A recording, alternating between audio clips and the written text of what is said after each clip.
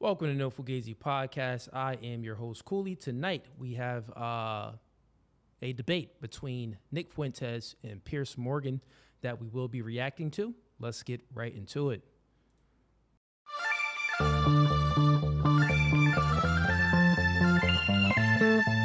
And y'all see the suit too, man. Listen, new studio, new podcast by the spirit, not by the letter. Bro, we can go verse for verse all day long. Doing new things. Men are okay with understanding the reality that we are in competition with one another. But you ladies think that you're special. You are in comfort. Men are men of their word. So here's my word. I'll fly you out here and we can do it in person. And after that, we could box. I'm about my business. So remember I said, when I ask you these questions, I will dismantle your entire argument. That's the end of the debate, my dog. I'm 39, but I don't look your typical 39. Belly. Yeah. You look 39. It's okay though. That man isn't intimidated by a woman like you. He's annoyed by a woman like you. Because a man doesn't want to date another man. He wants to date a woman.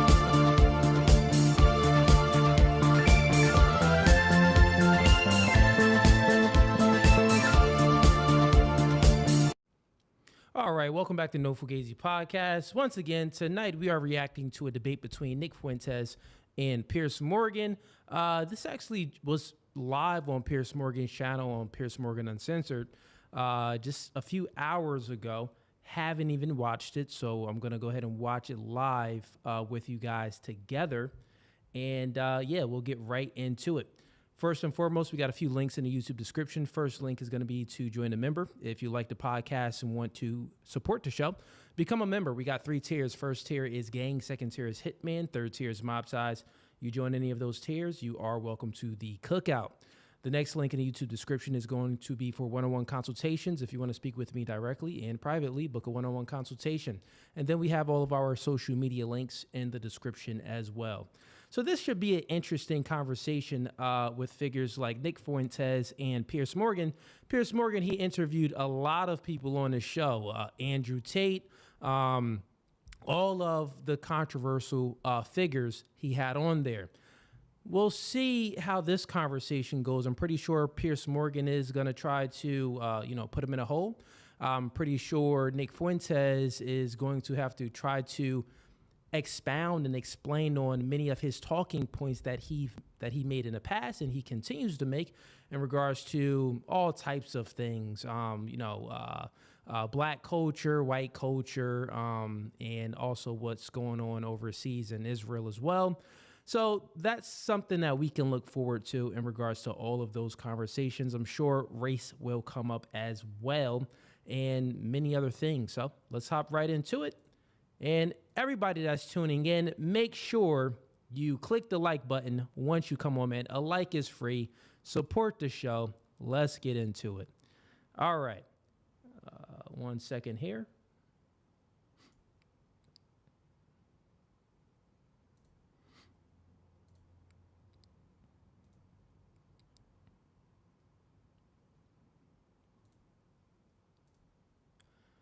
Okay. Here we go. Let's hop right into this. And I'm playing it. I'll skip ahead from Piers Morgan intro, but this is right where they introduce one another right here. This is an introduction. Let's get into it. Years ago, but you've talked a lot about me with the panel, and now you've extended the invitation to talk to me. And I think it'd be interesting for me to maybe clarify some positions and maybe get to know you a little better as well. So I'm looking forward to it. There is a belief that you have 2 personas. There's one that you roll out now for podcasts and for shows like mine, where you come across as reasonable. And then there's your show on Rumble, where you often come across as having, a very unreasonable view on things. This is what Coleman Hughes said about you. Nick Fuentes knows exactly what he's doing. He is consciously playing this double game as part of a long-term strategy to become popular enough to take the reins of power, at which point he plans to pivot towards the extreme and unpopular policies that he advocates daily on Rumble. So first of all, what is your response to that? Well, first of all, I would say that Coleman Hughes is a propagandist. He works for the Free Press, which is run by Barry Weiss. So I think that's you have to consider the source. And Barry Weiss is a pro-Israel partisan. So right off the bat, you got to give Nick some credit in regards to him discrediting his opposition. Right off the bat, he says, first of all, he's a propagandist. And so for the listener, where you hear someone like Coleman speaking against Nick Fuentes and trying to basically psychoanalyze him and see his future strategy, predict Nick Fuentes' future strategy. Basically, he's a flip-flopper. He acts this way on his own stream on Rumble, but then when he's, when he gets interviewed by these big platforms, he acts another way. Then Nick Fuentes' response automatically is like, oh, first of all, Coleman, he's a propagandist. You really can't believe anything he says. He's bought out by Israeli intelligence or whatever it may be, right? So you got to give some credit to Nick right off the bat by being strategic in his plan to discredit the opposition. Free Press is just bought out by CBS for $150 million. By Larry Ellison or his son, David Ellison. And so I think that's coming from a particular point of view. We can't pretend like that's coming from a vacuum or from some fixed position. That's coming from a propaganda outlet that's in favor of Israel. That's first. But second, I would say he is right about the two personas. And I think that everybody understands this on some level. On my show, I make jokes and I use rhetoric and I'm hyperbolic. Because for a long time, I had an audience that was small on these like dissident platforms. I was on D Live for another thing here. Key point is I'm being objective with my criticism on everything too. But he also takes another W for this because Nick is doubling down on his rhetoric. He's doubling down and saying, yes, yeah, when I'm on my own show, a lot of it is rhetoric. A lot of it is jokes, and I say things in maybe a stern way to, get the audience going because basically he's saying he's an entertainer. So it's a good strategy on not saying sorry or not trying to over explain on, oh no, I don't have two different personas or two different personalities. He's just doubling down and saying, no, yes, you're right. Many years. A lot of people don't even know what that is. And so I had a small following and we had sort of like an in-group sense of humor and memes and things like that. And you talk about it one way on a freewheeling live stream when I'm by myself and I'm ranting and we make jokes and we play devil's advocate. We play with different positions. But then when you sit down in an interview like this one and people ask me a good faith question, what do you actually believe? Well, then I clarify and I say, well, here I'm not joking. Here I'm not being hyperbolic. I'm not being rhetorical. I'll tell you precisely what I believe. As far as this idea that I'm going to get power and then turn into Hitler, that just sounds totally insane to me. I'll be honest. It just sounds insane. Do you have aspirations for political power? Not really. I think that if I wanted to run for office, I wouldn't say a lot of the things that I say. I don't know that a lot of people would vote for me. I tend to offend everybody, even a lot of people that like me. So no, I'm a truth teller. I like to tell the truth. I like to do my live stream. Who is Nick Fuentes? Tell me about your upbringing. I know you grew up in the suburbs of Chicago. Tell me about your early years. Or early how? Like my childhood or a little bit later? Yeah, your childhood, yeah. Well, I grew up in the suburbs of Chicago in LaGrange Park, as you say. My parents are ethnics. My father's half Mexican, half Irish. My mother's Italian. And they both came from a pretty rough upbringing themselves. They both were raised by single mothers, not because of divorce, but because both of their fathers had died. They endured a lot of dysfunction. And I think that's one of the reasons they came together and they related to each other and they wanted to create a normal upbringing for their children. They wanted to have a normal family life. And so they moved out to LaGrange Park away from the city. And they raised me and my sister and really put us first. I think that's a big reason why I tend to have a lot of these family values or Christian values. My mother quit her job and stayed at home to raise us.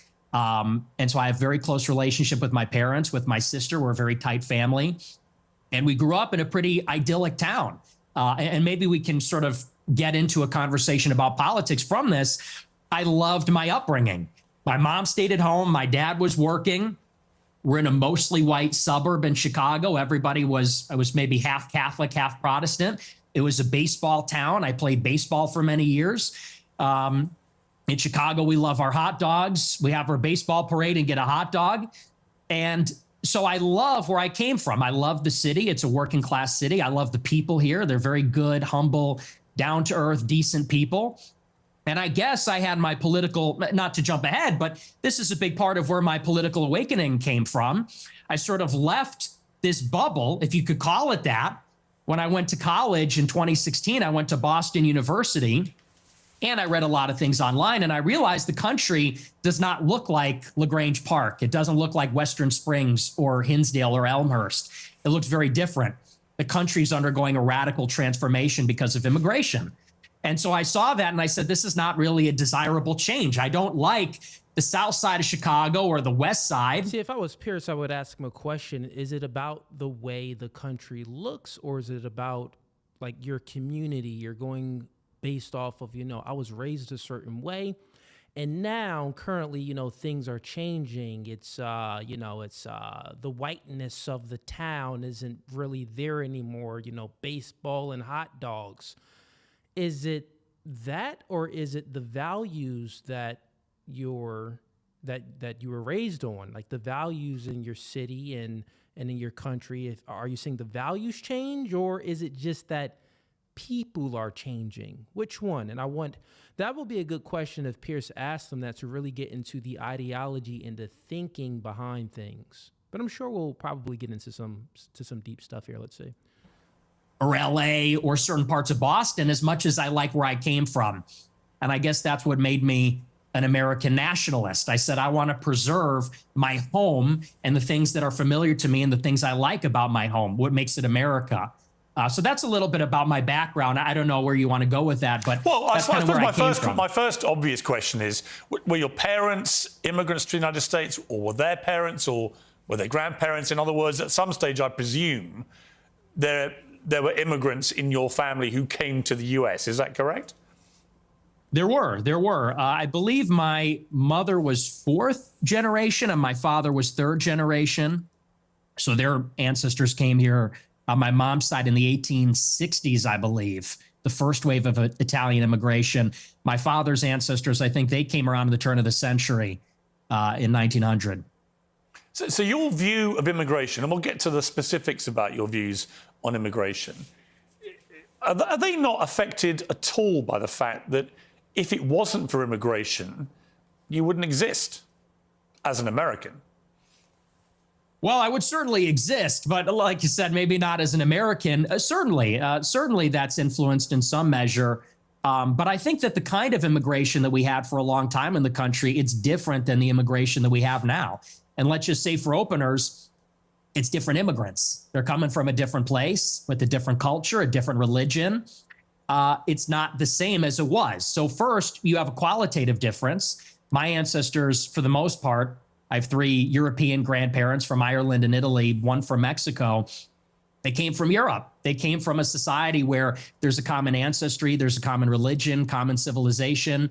The people that have come in since 65, since Hart-Celler, they're coming from China, India, the Northern Triangle, Mexico, Venezuela.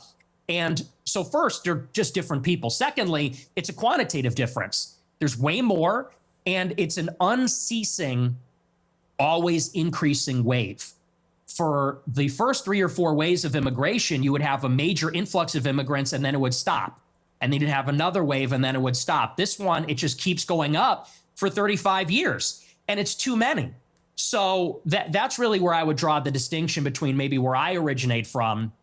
I would even just simply call that immigration. What this is an invasion. It's a completely different policy. But you mentioned, can't even call it the same thing. But you mentioned Mexico in that list, and your father is half Mexican. So, yeah, I mean, by your criteria, part of the invasion would include your father, presumably, and his immediate descendants who came from Mexico. Not really true, because when my father's ancestors... Yeah, so what Piers is trying to catch him on, basically, since Nick is mixed race, mostly European, his father is half Mexican, what Piers is trying to engage in is basically hypocrisy. Basically, you want to get rid of immigration and you think that immigration is a negative thing with all of these immigrants coming in from all of these other countries and stuff like that. Nick makes a clear distinction that, well, currently the way we do immigration is not really immigration. It's more like an invasion. So Nick makes the clear distinction that, you know, he's okay with immigration, essentially is what he's saying. He's okay with immigration, but not all of this immigration. So far, that's the topic. So the hypocrisy that Piers was trying to put on Nick, it just didn't work as of yet. Let's see what else goes down. Came here, it was a small fraction of the total immigrants that came from Mexico. I don't believe that we should have zero immigrants forever, or even zero immigrants from non-white countries. But you have to draw the distinction. My father's father, he was here in the 40s and 50s. It was his parents, or I believe either his parents or grandparents, that came here even earlier. Up until 1965, 90% of the immigrants were coming from Europe. I have no problem with that. If we have 10% of them coming from Mexico or Latin America, maybe that's reasonable, but that's not what it is now. Now you've got 10 million illegals in 4 years under Joe Biden, and you got millions more legal immigrants from China, India, Venezuela, El Salvador, and it's so many with no break for assimilation, and they're all from non-white countries. It's transforming what America is. And again, that's the distinction. That's what makes it unacceptable. I always believe everybody is a product of their environment. Right? I've interviewed thousands of people. Maybe 3,000, 4,000, 5,000 people from all different walks of life. But the one common theme I would say is everyone's a product of their environment. And I was reading some stuff about you in the last few days. There was an episode of your podcast where you talked about your father, Bill Fuentes, and how he wouldn't take the family, including you, to certain restaurants because he believed they were associated with African Americans. We would be deciding where to go to eat, you said. What are we going to do for dinner tonight? It was a running joke. Me and my sister would say Applebee's, and my dad would say we would never eat at Applebee's. Not in a million years should you be caught dead, Fuentes said about Applebee's. Go to a different restaurant, a local restaurant. No Applebee's, no Red Lobster. That is commonly known as black fare. And you also shared another story about your family and restaurants. It said, before me and my sister were born, my family had a saying about Olive Garden that contains the N-word that we're not allowed to say. So my question, based on that anecdote that you say on your own podcast, is do you think you grew up in a racist environment?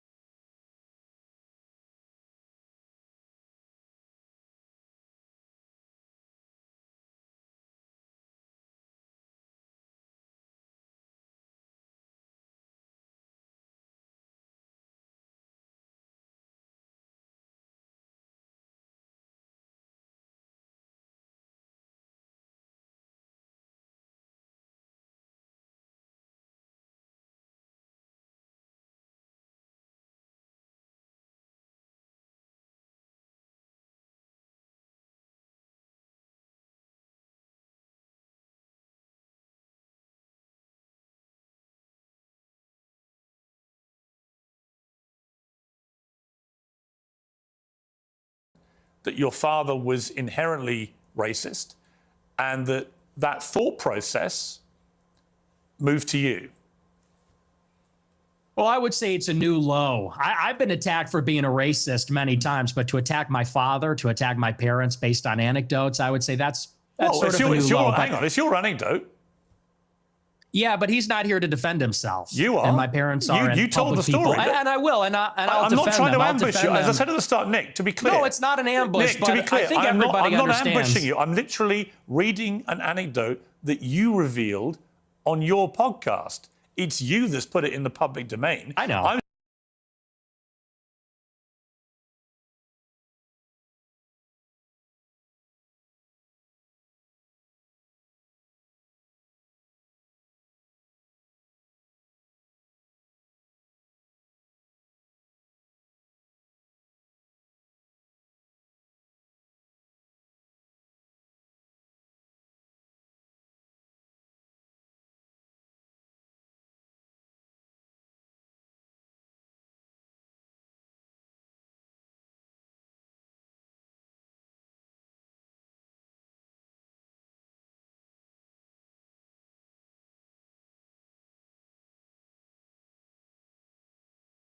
simply asking you whether my assessment of that, which is that your father didn't want to take you to certain restaurants because of what you refer to as, they were commonly known as black fare, whether that attitude to African Americans in that instance permeated to you.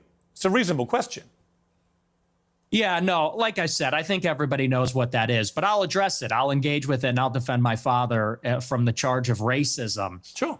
No, my parents are not racist, and they've never been racist. I'll tell you about my parents. They used to have a school in Chicago in the South Loop where they instructed people on how to shoot firearms. It was a security school, and most of the clients were black. And I believe actually one of their clients was Larry Hoover's son at one point, sort of a funny story. And so most of their clients would come in from the South side of Chicago. My grandmother, she grew up in the projects in the city. And so my family being in Chicago, being ethnics, being Italian, Irish, Mexican in the West Side on Taylor Street, all over the city. My family for many generations have lived near and around black people. And look, my views about black people and their views about black people are shaped with experiences with black people. And what they will tell you, what my parents would say if they were here, is that for many, many years, the older generations of black people were very respectful, very humble, very decent. In fact, my grandma used to have an anecdote. She grew up in a lot of dysfunction. Her mother was mentally ill, and they would be having dinner in the projects, and there'd be so much chaos and dysfunction and disagreement and fighting. And she would look across the way out the. Sorry about that, chat. I didn't know I was muted on there. Let's continue on, though. Basically, I said, just to reiterate what I said since I was muted, I was saying that what Piers is doing, he's engaging in a form of character destruction. He's by bringing up things that Nick said in the past and trying to hold it against him today. He's trying to paint this picture where, like, you know, if your father was a racist and he didn't want to go to Applebee's and didn't want to go to Red Lobster because black people was there, he has this type of ideology, and maybe this ideology was transferred over to you. This is why you're a racist. So Piers is just using a strategy to engage in character destruction to paint Nick Fuentes as a complete racist. I also said that Nick took the L in that engagement. Piers asked a question, and then Nick responded in a meta conversation and said that, well, Piers, that's an ultimate low. I've never had a low this low before when someone would bring up my family. The reason why it's not a good point to make on Nick Fuentes' part is because Nick said that himself on his live podcast. So if you're saying something on your live podcast, he knows what he's getting into. He's basically going to be criticized on the things that he said on his live shows and other shows that he's been on. So just the simple fact that Nick is aware of this, don't get defensive, Nick. Just double down like you've been doubling down, because that strategy tends to work for you, and then expound and explain on your point. That's what I said when I was muted, but let's continue on. Window at a black family in the other apartment, and they'd be holding hands around the table saying grace. And this is sort of the culture that used to prevail. But now what you have in the city is that there's no accountability for the black people. And now Chicago has become a complete dump because these teenagers go out and they take over the city. They call them teen takeovers. That's the euphemism for it. They're teenagers, but they all come from the same neighborhood. They drive up there and they mug people and attack people, and they destroy cars and destroy shops. We had the Festival of Lights a couple of weeks ago. It's supposed to be a family event. And they light up the trees, and they, you know, there's a big parade. I was in the parade one year, and you had a bunch of black people there shooting each other. 7 people shot, a 14-year-old killed in the Magnificent Mile. And I know there's a lot of black people that feel the same way about this. They say, we've lost control of the city, and we're looking for accountability. We have a lot of black people that are always outraged about racism, outraged about attitudes from white people, but they're never ashamed of some of these behaviors, never ashamed of some of the things that go on. And that's why I think there's a lot of negative attitudes these days. And so Again, I think those attitudes, you say I'm a product of my environment. I am. And so are my parents and my grandparents. Unlike you, because you're not even American, in Chicago, we have to live in a big, diverse city where there's a lot of different kinds of people. And I think anybody in Chicago will tell you the same. I live in London. It's one of the biggest and most diverse cities in the world. But it's not the same. Well, actually, it's a big, diverse city. The only difference is we don't have the gun violence because we don't have guns. That's a whole different story. I don't want to get into that with you. I have got into that before in America. You got a knife problem. You got sword problems. We have problems with Aladdin. We have problems with violent crime. I make no pretense of it. So the idea that somehow I'm cosseted in London because I'm not in Chicago. I didn't say that. Well, you kind of implied it. But I guess my point about the environment, I'm not saying you are a product of your environment. I'm saying most people are in some capacity. Mm-hmm. When I read that anecdote, which just to remind you, it's not something I have put out there. You told this story, right? And you said that you said this. We're looping. You said this already. No, but you haven't really directly, I think, responded to it, which is whether your father would not take you to certain restaurant chains because he associated them with... See, here's the thing, and that is true. Nick is pointing it out that, hey, you're looping. We went through this already. Well, no, Nick, yeah, you didn't really go through it. You actually, made a story. You told a story basically about how your father isn't a racist by saying that he owned basically like a gun range and a lot of his clients were blacks and stuff like that. So you really didn't, you know what I mean? You didn't answer the question directly, which what you did was a good political answer. It was politically correct. But Piers is doing a good job right here by circling back and, asking Nick, demanding Nick to answer the question directly on basically what his father had said. So let's see how Nick handles this. Black Americans. Is that true? No, well, see here, if you're in America, you would say that Olive Garden is not real Italian food. Applebee's, TGI Fridays, this stuff is a load of crap. My dad was just a food snob, but no, it's got nothing to do with that. My best friend in first grade was a black guy. We're not a racist family. So okay. So when you told the story, I'm just curious. So when you told that anecdote, yeah, Nick could have just been like, you know what? That is true what he said. Applebee's is, that's not really a true Italian spot. And, Red Lobster, that's, seafood is like type trash. Like, so yeah, that's one of the reasons why he didn't want to go there either. He wanted to eat some real Italian food. But, the other things that he said, I mean, if we're being honest, he could have just said, well, those places tend to have a lot of ghetto people there. Or he could have expounded on and said, where that Applebee's is located is kind of located right outside the hood. And a lot of blacks, Italians, Mexicans, and, immigrants tend to go there that's of lower class. And it's a little bit irate there. He could have just doubled down on it and explained in more detail, but he didn't do that at all. So I would still say that currently right here on this conversation, if I'm being objective, Nick is taking the L, Piers is taking the W. In the beginning of the interview, Nick was taking the W's the entire time, but just in this one exchange, we got to give the W to Piers if we're being honest. But let's continue on. Let's see what else happens. Which clearly, on the face of it, is racist, right? You're basically saying your father made racist decisions about where you would go as a family to eat. This is why he should have explained.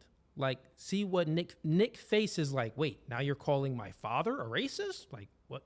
Like, what's going on here? That doesn't mean that. Where did you get racism out of that? Well, he got racism out of that is because you didn't explain anything. You went ahead and told another story about how your father owns a gun shop and a lot of his clients is black. That has nothing to do to get rid of the racist, that it can seem like a racist comment that your father made, which it actually would be a racist comment, but it doesn't mean that your father is racist, right? And you could have made a clear distinction between that. Yeah, people make racist comments all the time because we discriminate all the time. I don't want to eat there. It's Indian food. That junk stink. Smell like curry all the time when you go there. So he could have made a clear distinction between like a racist comment and someone actually being racist, which is like the hatred of people based off of their ethnicity. So he didn't do that, which if he would have did that, he would have had that upper hand on Piers in this exchange. Are you saying, well, I'm just going to ask you a question. Are you saying that when you told that story, you didn't mean to infer that he was racist? And do you understand why when somebody like me reads that anecdote for the first time, as I did this week, I reach a different conclusion? Well, I understand what you're doing, which is a sort of making of a murderer. How did he become racist? Well, his father didn't eat an Olive Garden because he said that's not real Italian food. Hang on, can I? Yeah, that is true. I see this comment right here. That's what he engaged. I have a black friend. I can't be racist. Yeah, that was his story. His story was like, well, yeah, my father owns a store, a gun shop or whatever, and people come by and they shoot guns. A lot of his clients is black. So this doesn't mean that he's racist. You know, he allows black people to, to buy from his company, to use his, use his company service or whatever. Yeah, that argument really doesn't work, which is why he should have doubled down and made a clear distinction. And once again, I've never seen this yet, first time reacting to it, but I can read body language. And when Piers said that his father was a racist, like he insinuated that Nick's father was a racist, Nick's face was like, wait, what? So obviously, Nick, if you don't think that your father is a racist, then explain that. Come on, man, you're a professional talker. You should do much better than that, especially when it comes to your family. I'm literally reminding you of something you said on your show, which led me to conclude a certain thing. If I'm wrong, tell me. Yeah, it was said in jest as a humorous anecdote, and now you're trying to spin it into a narrative, which is his parents are racist. He comes from a long line of racists. And I think everybody knows my parents are. Okay, so now Nick caught on to what Piers Morgan was engaging in. He was engaging into paint your father as a racist, and that's why you're a racist. All right, you caught on. Now let's see if you can dismantle the argument, or let's see if you'll just, double down and say your father's a racist. Let's see. Boomers. Mm-hmm. And these people come, well, you're a boomer, I guess, too, in a way, 60. right? You were born in 60. 19? Yeah, so you're a boomer also. Or maybe you're a Gen Xer. I suppose it's sort of on the cusp. But it's a humorous anecdote. These are kind of the attitudes of baby boomers in society, but you're trying to spin it into a narrative, which is you're a product of your environment. Your dad's racist because of this joke. Now you're a racist. And I don't think that's a fair characterization. Okay. People can make their own minds up. They can go back and listen to you say it. I mean, the beauty of what I'm going to talk to you about in this interview is that almost all of it is just going to be reminding you what you have said and asking you what you meant. Your position about that story is that it was a joke, okay? I want to come to something else you said. This is where you talk about Jews. Let's go ahead and just do a quick pause, and let's go ahead and get to these super chats real quick. Thank you for everyone that's supporting the channel right now. Get the likes up, subscribe to the YouTube channel if you aren't, and click that bell icon.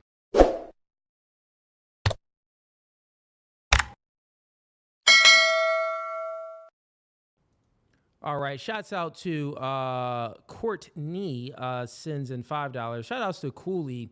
Love the content, my guy. Just showing love and support. Appreciate that.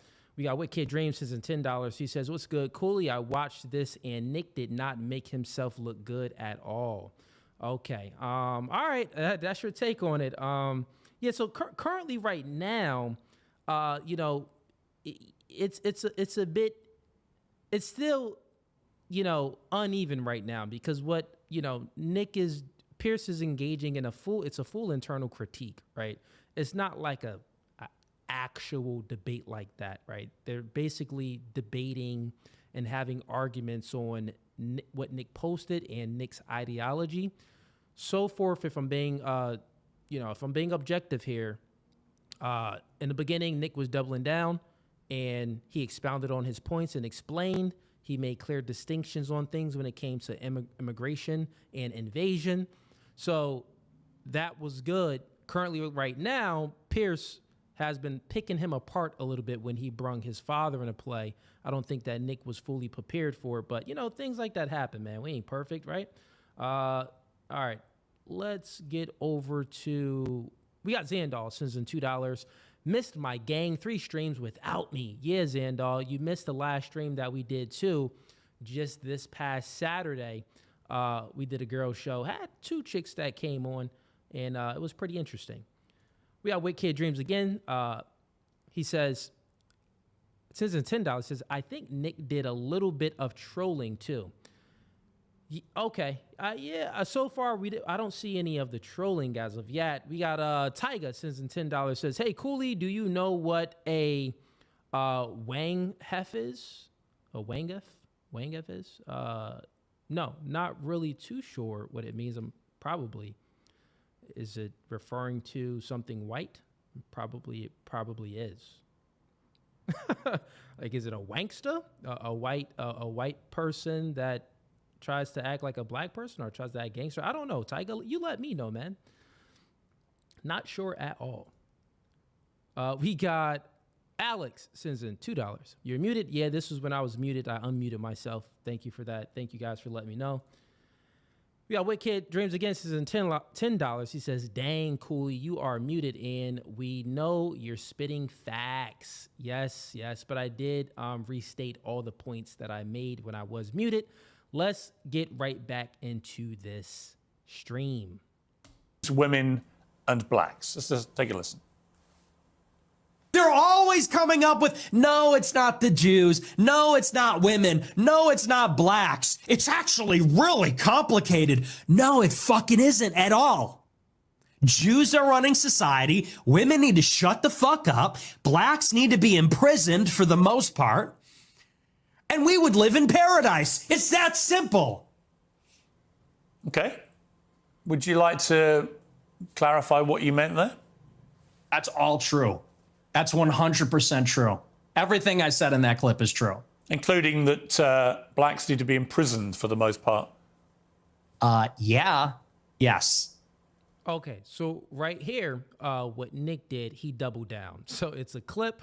He didn't expound on anything. And what I'll do is I'll educate you guys a little bit, because I do a dating and relationship show, and I tend to speak a little bit. The rhetoric is a little similar, especially when you're speaking about, it can be similar. So I'll give an example. On my show, I'll talk about women, right?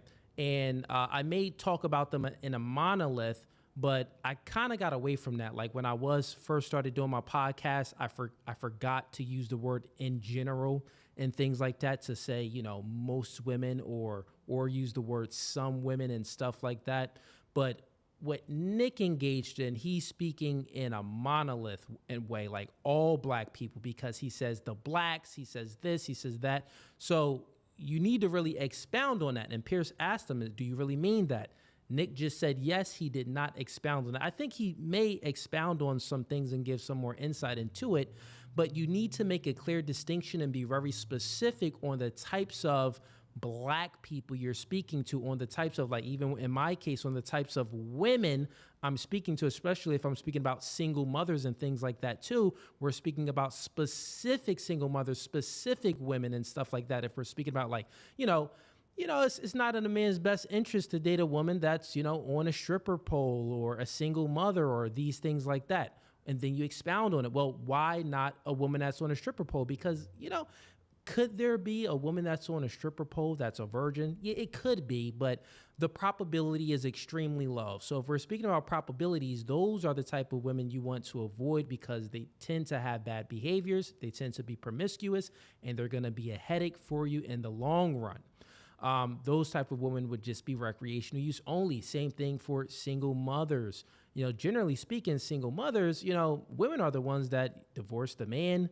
70 to 80% of divorces they initiate, and women are the ones that choose men. So if that's the case, then this woman, she got knocked up by a dude that she just made all these wrong choices, and I don't want to choose that. Also, I don't want to be raising another man's kids if I don't have any kids myself or anything like that, right? So you want to make clear distinctions and say, well, I believe that, a man that doesn't have any kids, it wouldn't be in his best interest of dating a single mother.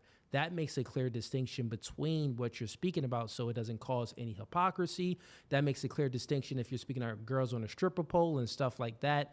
And Nick needs to engage in that type of rhetoric so people can really understand his worldview and not just think that, oh, he's a clear racist because he said blacks need to be in prison. So let's see what he says, though. But all of them? No, for the most part. What does the most part mean? What percentage of American blacks would you like to see in prison? Whatever the percentages of the murderers. I think it's 1 in 20 black men will commit a murder in their lifetime. So maybe let's say that 5%. Oh, so you're talking about black people who murder people? Yeah. Yeah. So, and here he explains it. He's speaking about a small percentage of black people who are criminals and things like that, right? And it's funny because on my podcast, I would speak like that too in ways when it comes to women. Like, oh man, these chicks is hoes out here. Wait, is all chicks hoes? Yeah, you'll get on a podcast and they may think that you hate women. So you have to be quick to really, expound on your points and explain your point of view, because a lot of our point of views is very nuanced. It's very specific based. And if you can't do it, then listen, man, they're going to paint you in a bad light and it's really not going to look good. So currently, Nick, he cleared it up, but let's see what his true ideology is.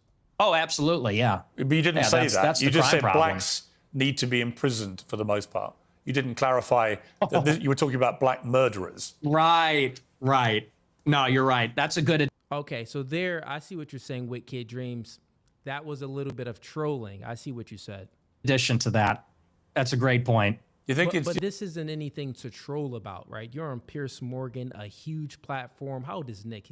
I think he's pretty young. What is he, 25, 26 or something like that? So he's still super young. Maybe he's not, he's smart. So he should be hip to all of it, to not troll during these conversations and to really expound on your points. Now you can make a joke, but then I'm just playing, and then really give your true thoughts. you think it's funny, or I do. I think it's hilarious. I think it's totally true. do you think a black American would find it funny? You think that blacks should be imprisoned for the most part? Blacks are my biggest fans. I get high fives all the time. They say, Nick Fuentes, I love your show. They agree with me. And you want to know why? That is a lie. What he just engaged in is a complete lie. He said blacks are his biggest fans. No, that's a lie. Black people aren't your biggest fans. The reason why you're so popular, because white people are 60% of the population, and there's a lot more white people than black people. So whites are actually your biggest fan. Black people really don't mess with you like that. Now, there's a lot of young people, a good portion of young black people that, they get the jokes, they see how you're speaking and stuff like that. And you can have a fan base there, but to say that blacks are your biggest fan base, yeah, man, you're just lying right now. Here's the difference. That's like me saying women are my biggest fan base. You know what? Look at my YouTube analytics. What is it, like 90% men watch my podcast, or 95% men watch my show? Even on Instagram and all of my analytics between all platforms, I know there's more men on YouTube, so of course the proportion isn't really going to be quite realistic. But when it comes to like Instagram and other things like that, no, it's like 85% men watch my content, and all the other platforms, 95%. So yeah, I would be engaging in a lie if I said women are like my highest fan base. So he's just lying right there. And some would say that's a little bit of trolling there too. Black people are the most victimized by other black people. You think black people want to live in the hood and the ghetto and get shot all the time? That's what happens in the south side of Chicago. You should come here. I'll take you there. We could go to Garfield Park. My son went to Chicago Inglewood. University for a year, actually, several years ago. Yeah, that's a bubble. That's a bubble. You think you're in Chicago and Hyde Park? You don't know Chicago. Go a little bit west, see what it's like over there. And I'll tell you, black people agree with me because they're tired of it too. And maybe not most of them, but a lot of them agree with what I say about that because they know how it is. That's why the first thing they do when they make a little bit of money is they go and leave to another neighborhood. Okay, so what was just remind me again, the percentage of black men who commit murder in America. What was the percentage you gave me? It's 1 in 20. 1 in 20. It's 1 in 100. No, it's 1 in 20. No. Less than 1 in 100 black US men commit murder. That's the most up-to-date crime statistics in America. That's not true. I've seen other statistics. They say 1 in 20 will eventually commit a murder. So your rate means that you're saying that 5 times as many black men commit murder as the official crime statistics say. Yeah, there's a report, I believe, on X by Data Hazard. I'll have to go and double check that for you. But yes, there's some pretty shocking evidence that says that it's far more alarming than you would think. Okay, but you would accept that the official crime statistics are 1 in 100, or you wouldn't accept that statistic? I don't know. I don't have it in front of me, but I've seen other evidence. Like I said, Data Hazard on X, I believe, produced a report about a year ago. It said 1 in 20. But I mean, whether it's 1 in 20 or 1 in 100. Yeah, so 1 in 20 is a lie. I just checked that. I see something more closer to Pierce number as I just Googled it, somewhere closer to like 1 in 100. 1 in 20, like, I mean, that's type crazy. That's a lot of people, Piers. I mean, Sure, this is a lot of white problem. people commit murder too. Well, they do, don't they? Okay, but it's about proportionality. I mean, white people are 65% of the population. Blacks are 13%. And I think anybody would tell you that more black people proportionally commit violent crime than white people. And people vote with their feet. People would rather pay a much higher property tax. Most mass What's shootings. with the interruptions? I'm sorry. Thank you. I appreciate that. You know, Okay, Nick did a good job there with trying to take control of the conversation now, because Pierce has been interrupting him. That's what Pierce does, man. Anybody he interviews one-on-one where he has, a different view than they have, he's going to interrupt them. He's going to throw questions after questions. So good job right there on taking control of the conversation so you can actually expound and explain what you mean. And basically, what Nick is doing right now is speaking about per capita data. you look at in Chicago, in New York, these neighborhoods are so stratified. People would rather pay a high tax rate. They'd rather pay a much higher property value to live in a less diverse, less black neighborhood because they don't want to live around the violence. And I think that when you look at even on the public transit, the subway, the blue line, people don't want to go there because they know who occupies and menaces the public transit. It is these people like Daniel Penny had to deal with. It's people like Irina Zarutska had to deal with. And that's just the uncomfortable reality. You've also said you don't want to live near black people. Let's take a listen to this clip. I'm a new generation of white person. I'm not living around blacks. Sorry. I want white kids, and I don't want my white kids bringing home black people to marry. It's racial for me. And call me racist. Oh, very Christian of you. I don't give a fuck. I mean, it couldn't be clearer, really, unless you want to say that's another of your jokes. But you're basically saying, yeah, I'm a racist, aren't you? Yeah, I'm fine with that. You're fine with saying you're a racist? Totally. I think everybody's racist. I think everybody, if we're being honest, is racist. I think everybody, the only people that aren't racist or pretend not to be are white people to their detriment. Yeah, so right now what Nick did, he did a good job at doubling down on what he said this time, on saying, yeah, I mean, if you're a racist, go ahead and admit that you're a racist, Go ahead and admit that. But then he goes on to say, well, everybody is a racist. Well, that's just not true because I don't have not one racist molecule in my body.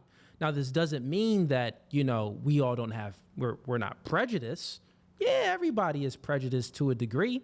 Everybody, utilizes the things that they observe, which then creates patterns. And then, that's why it's, stereotypes and stuff like that. We all have our own stereotypes. And all of these stereotypes usually tend to be rooted in some type of truth based off of people's pattern recognition.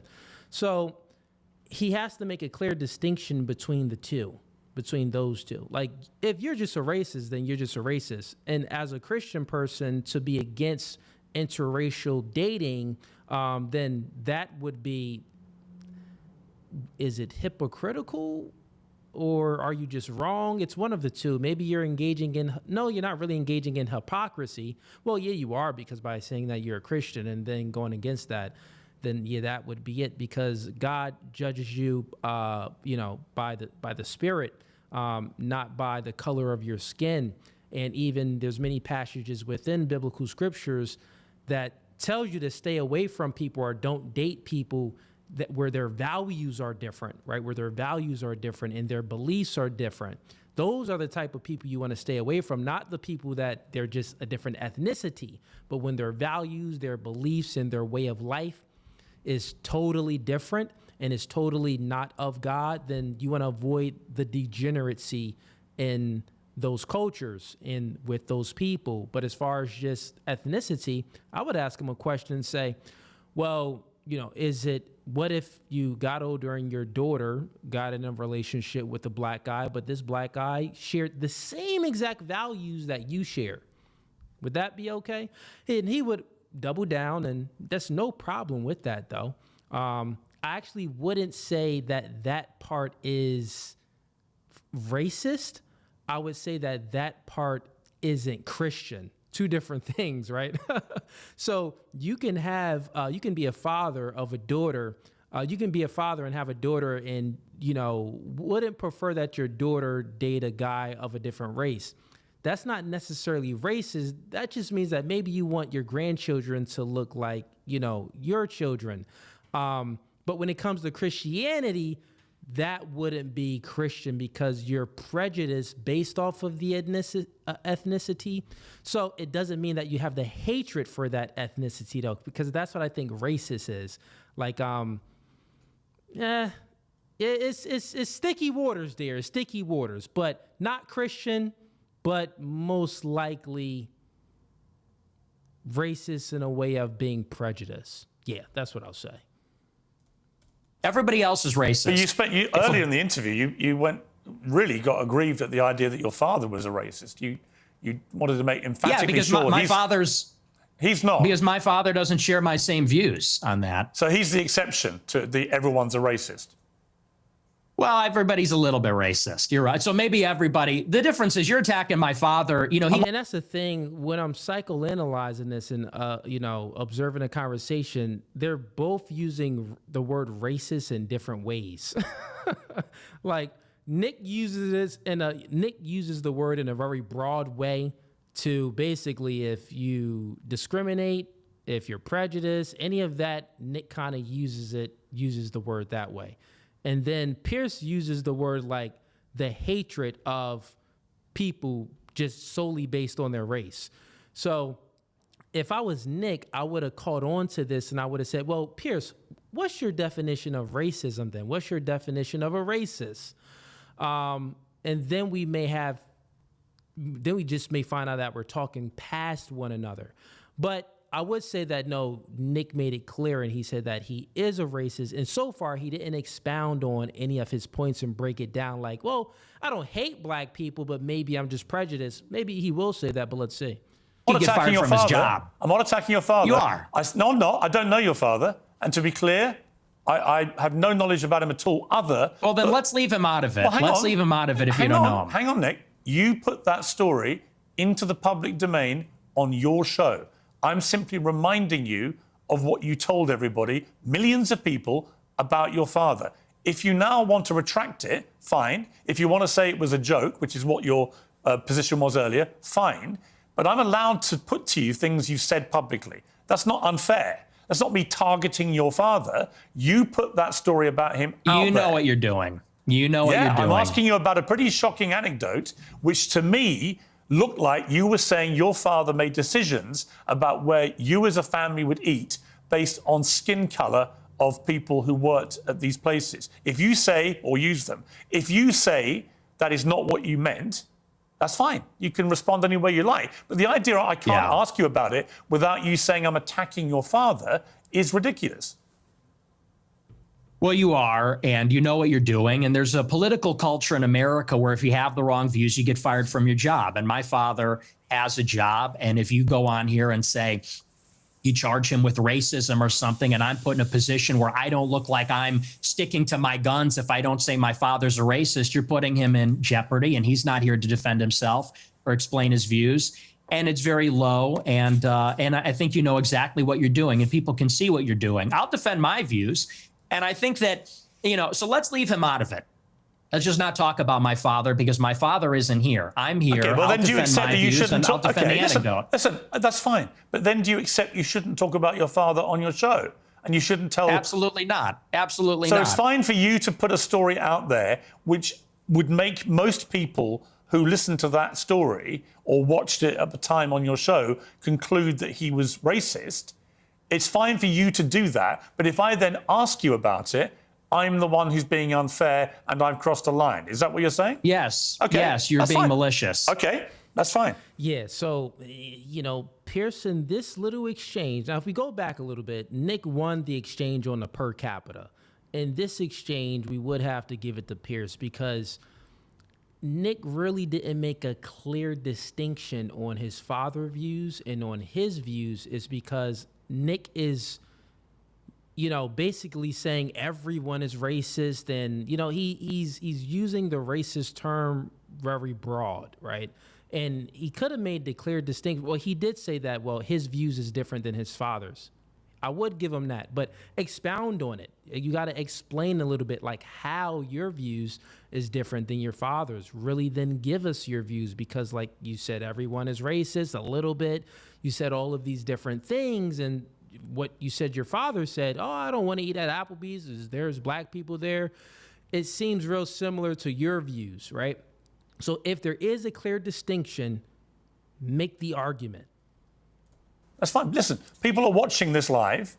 They can draw their own conclusions about whether what I just did. And they will. Yeah, and I'm sure afterwards, by the way, you'll say, he ambushed me. And this is the other thing. Like sometimes as, as humans, man, we can be so cocky because I always like to give people grace, right? Because, if I was interviewed by Piers, a big platform, he could be, a little nervous. He can be, you're not always going to be 100% prepared on how someone is going to maybe rebut something that you say or respond to what you've posted, 2 years ago or 5 years ago or whatever it may be.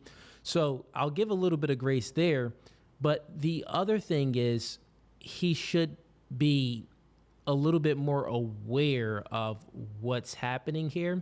And not only that, take the ego away. Take the ego away and say, listen, millions of people is going to watch this. This is a huge platform where it's going to be mainstream because Piers is a mainstream podcast. Let me actually tell people what I really think and what my ideology truly is instead of like muddying the water and making it foggy. Because that's what it is. I'll be honest with you. I've been analyzing this, and Nick did not make a clear distinction of what the difference is between him and his father. He did not really make that. He just said that, well, me and my father, we have, different views on things. What are the different views? This is what people want to know. Piers isn't really doing a good job with asking that question to get to the specific. Like, well, if you say that you're a racist, but you say that your father isn't a racist, what's the distinction between the two? That'd be the perfect question for Nick. And then Nick would say, you know what? This, that. My father, this, he doesn't share those views. And you know what, Nick, you actually would have won in that exchange because then you would have took the heat off your father. You wouldn't have been so defensive and it would have just moved right on. With your own words. With your own words. That's a little presumptuous. I'm not going to say it's an ambush, but I think that's a low blow. And I think you know what you're doing, and that's fine. You're a tabloid journalist. I expected that. I don't think it's an ambush because I knew it would be like this. And people will see what you're doing, and I think they'll say it's low. But as far as you want to talk about racism, I do. Let's talk about racism. Let's leave my dad out of it. Look, you've admitted you're a racist, correct? Yes, 100%. Okay. Own it. Okay, that's fine. You're perfectly entitled in a free democratic society to stare down the barrel of his camera and tell me you're a racist. People can judge you accordingly. Many people who have So here's a comment, not paid for, but someone that has low IQ, someone that doesn't know how to follow a conversation, right? I'm a debater. So what I'm doing is I'm being objective here on my views and what I'm observing in the conversation. So Nick is saying one thing, Piers is saying another, and I'm being objective on how they're winning their position. Not saying that I agree with Nick at all or agree with Piers. So this listener has Vertex I Prime. You got low IQ, man. You really don't know how to follow a conversation and broaden how you're listening to things. Okay, let's continue on. And actually, this is perfect, right? So since there's people like this with low IQ, this is why if Nick's father isn't racist and Nick is saying that he is a racist, this is why it's good to make a clear distinction between the two. Because there's some people that they're going to be like, wait, well, he's definitely, he's Hitler reincarnated. You know what I'm saying? Like, they may think anything. So really, this is why you need to fully explain. And trust me, I learned my lesson as well. Like, I went on other podcasts where I had certain views and I spoke about certain things, but when I got on a podcast, I kind of had an ego, and it didn't work out in my benefit as far as how the blue pill community viewed me. You know what I'm saying? Which I don't really give a freak about how they view me. Once again, that's ego though speaking. You feel what I'm saying? So yeah, it's best to really expound and explain your points in a nuanced way, because a lot of stuff is nuanced sometimes, right? But Nick could actually not have, I don't really watch Nick, so I don't truly know. So this is like the first time I'm really watching one of his interviews fully through to really, see his standpoints and stuff like that and his ideology. So we'll see how this unpacks. Assumed that you're racist. Well, now I've heard it from your own lips. That's fine. There you go. That's the point. The point of this interview is to go over the things you've said, which have led people to reach conclusions about you, and to ascertain whether those conclusions are fair and reasonable or not. That's it. Thank I want you. to play you another clip. This is what you talk about why white people are justified in being racist. Let's take a listen to this. First, white people are every single bit justified in being racist. Every single bit justified, to the extent that that means going out of your way to avoid black people when you see them. You stand by that? Absolutely. So white people should go out of their way to avoid black people when they see them. Absolutely. They would be wise. Why? Because it's a lose-lose proposition. If you're Irina Zarutska and you don't walk the other way, you get stabbed to death and you die. If you're somebody else and you walk on the subway and you stand near a black person or something, maybe it's fine. It's a lose-lose proposition.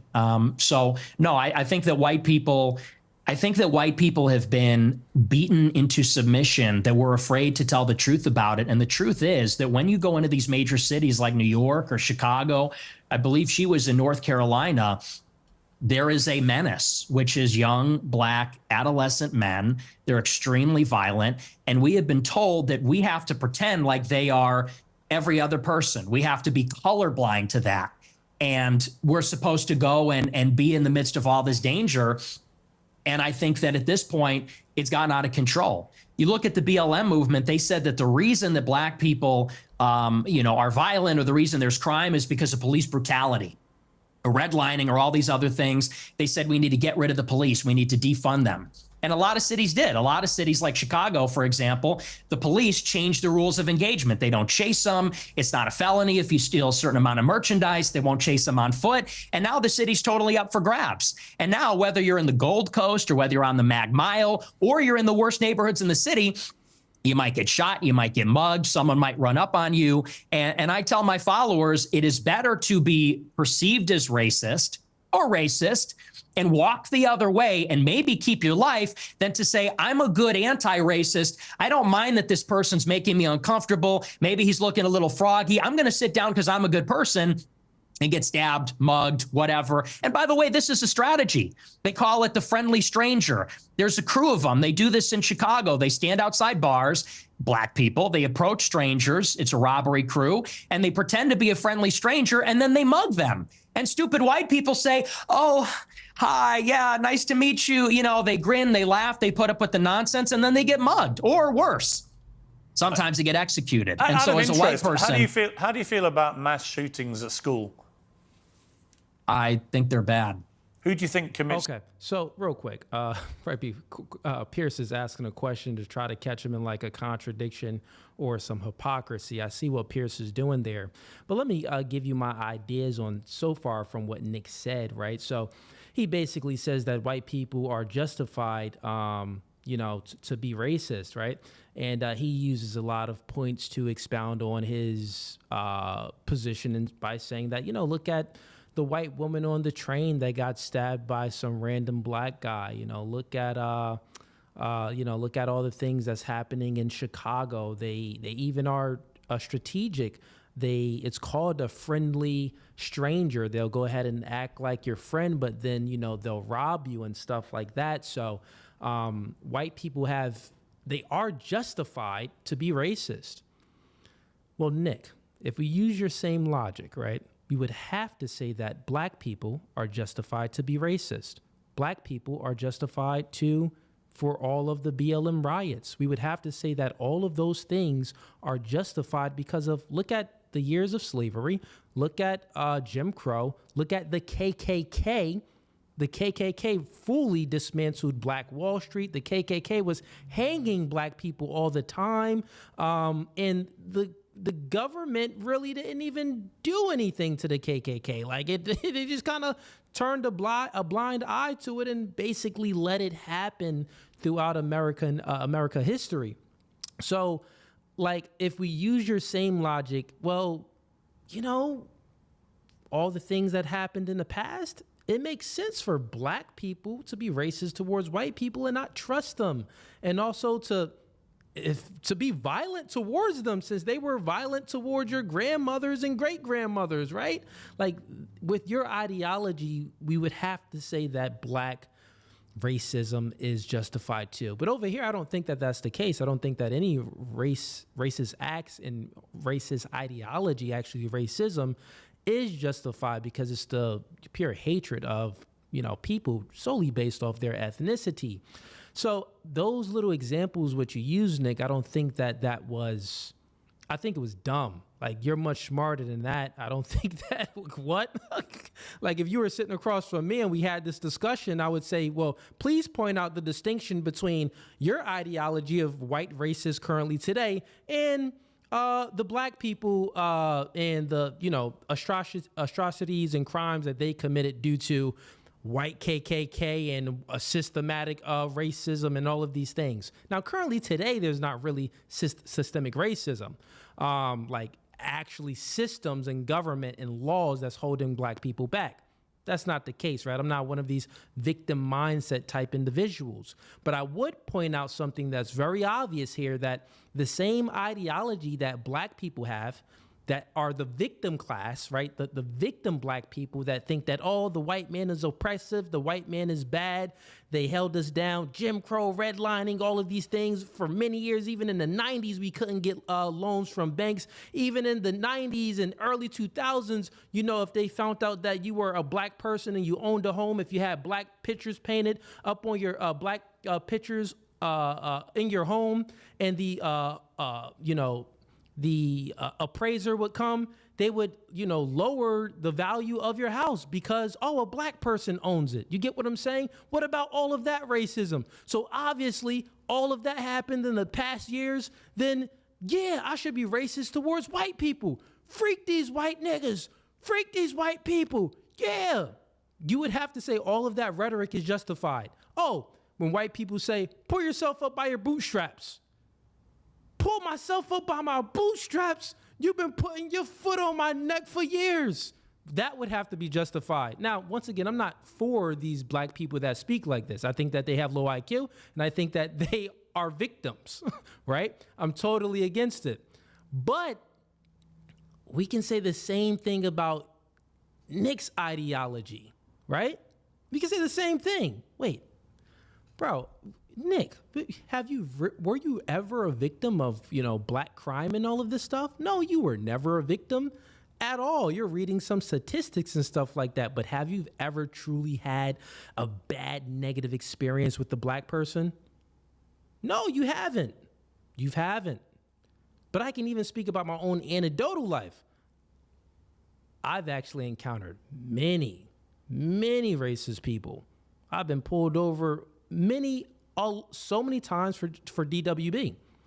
I've been pulled over at least 15 times for DWB. And if no one knows what that means, that's driving while black. Literally driving my white friend's car. He has an antique car, fire car. It's a Firebird. I remember driving. I was about 21. I was about 21 years old. We're driving. It's 2 a.m. And the cop just drives by. No, we drive by the cop. And he sees, and it's a drop top. And he sees a black person driving a nice car. And my friend had on a hat, so maybe he noticed he was white, maybe he didn't. But anyways, the cop gets behind, he reads the license plate, and it comes up basically that the car is registered in my friend's father's name. Pulls me over and says, "This is not your car." "Yeah, no, it's not. It's my friend's car. License and registration." Cool. I always, cooperated with the police. Gave him my license and registration. "Yeah, this is not your car. You shouldn't be driving this vehicle."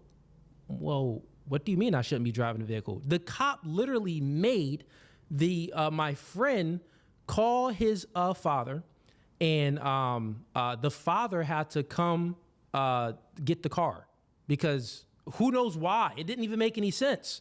I didn't get a ticket. I didn't get anything. It was just that I was driving while black. I was driving a nice car and a car that wasn't mine. So it's illegal to drive a car that's not your own. So I have so many stories. The stories can go on and on. When I was in ninth grade, me and my cousin, we were walking to practice, playing basketball, going to basketball practice, dribbling the ball, had on our book bags, had our stuff in our book bag for basketball practice, and 3 cop cars pulled up on us with the K9 unit and with guns to our head. "Get down on the ground, get down on the ground." So it's just so many things, and we didn't do anything. We were 2 blocks from our house. So I can actually say that I experienced, and it's all white cops, I experienced some crazy things with the police. I experienced some crazy things in the work environment too when it came to stuff like that. But for some reason, Cooley isn't racist, right?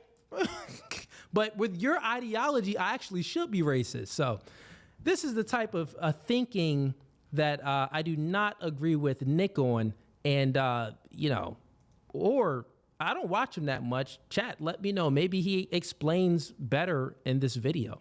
The vast majority of the mass shootings. I'm sure it's schools. white people. Right. So how do you feel about that? I think that white people do more antisocial violence. I think black people participate in more gang violence. I think that's the difference. What's the difference to the victims? There's no difference to the victim, but it's a different kind of crime, and it's a different proportion also. Do you know what percentage of white people are school shooters? I know that the vast majority of mass shootings in schools in America this century were perpetrated by young white men. And I'm what proportion? I'm curious. What proportion? I'm curious whether your advice would be to people who have kids in these schools. Wait, is my mic working? What proportion? Yeah, he got to go over that proportion right now. Piers, what you talking about? Be specific. What proportion? Should they avoid white people at school? Should people with the kids at school avoid young white men at school? No. Okay. Do you know what per capita means? Do you know proportionality? There are more black people proportionally that engage in violent crime or are involved in gangs, especially in these major cities, than there are white people that are school shooters compared to the entire white population. And everybody understands that. Two-thirds of mass shootings at school perpetrated by white people. But what proportion of white men commit school shootings? That's the question. I've just told you. It's 60 to 65% of school shootings by white people. You're telling me what proportion of school shootings are committed by white people. I'm saying what proportion of white people have committed school shootings. Are you playing dumb or are you just not that smart? What difference does that make to the children lying dead on the ground? No, Piers, don't move the goalposts. Answer his question. See, now you want to jump on the victims. The difference is you're asking, would you fear white people or black people?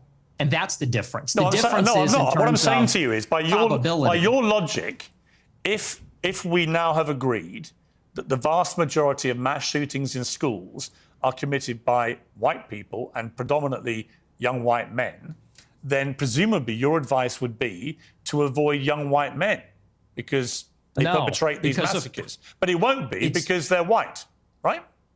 So are you playing dumb or are you actually dumb? Maybe it's I'm about dumb. proportionality. Maybe I'm dumb. You are because I don't think you are dumb. I think you're smart actually, but you're deliberately avoiding per capita. And everybody knows that's the difference. What proportion of white men are school shooters? It's probably 0.00001%. What proportion of black men have committed violent crimes?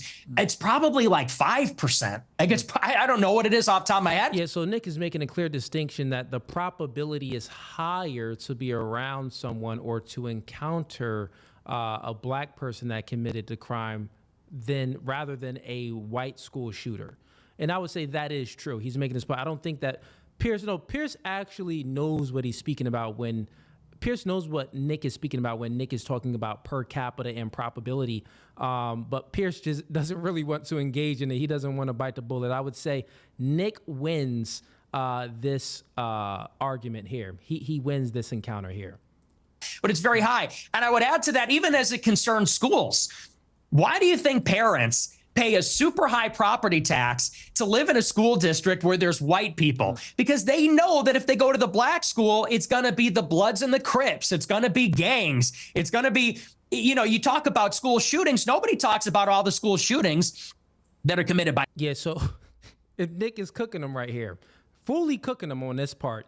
And so what Piers should have done was, instead of trying to go to other data and speak about the victims, well, it's still victims. No, Piers, you're doing it all wrong. Go to the why.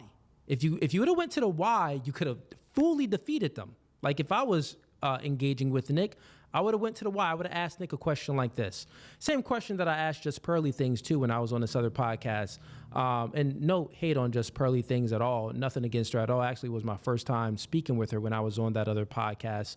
But when I engaged in her ideology, her logic, it wasn't coherent, because white people would bring up these stats and say, well, black people commit all these crimes and stuff like this and per capita, and they are right on the per capita part. But then it's okay to say, well, why do you think that that's the case? And you can paint this example for them. You can say, well, do you think that white wealthy people commit more crime, or white people in poverty or below the poverty line? The answer would be just like Just Pearly Things answer. She said, no, I think that, white wealthy people commit way less crime than, the white poors, the poor whites. That would be true. And then I would ask the same question. What about black people? Do you think that like black wealthy families with, they're with a nuclear family and their fathers are in a home and stuff like that, do you think that they commit more crime or the same amount of crime as the black people that's below the poverty line? And she even answered the question, no, the black people that's below the poverty line, they commit way more crime. So it really isn't a ethnicity thing. It's more of a, it's more of a economic thing. It's more of the fact that, well, these black people commit more crime because they're poor. Generally speaking, a lot of the crime comes from when you're poor, when you don't have anything, when you're, being raised in a hood. That would be the same for all different racial groups. That would be the same, at least in America, right?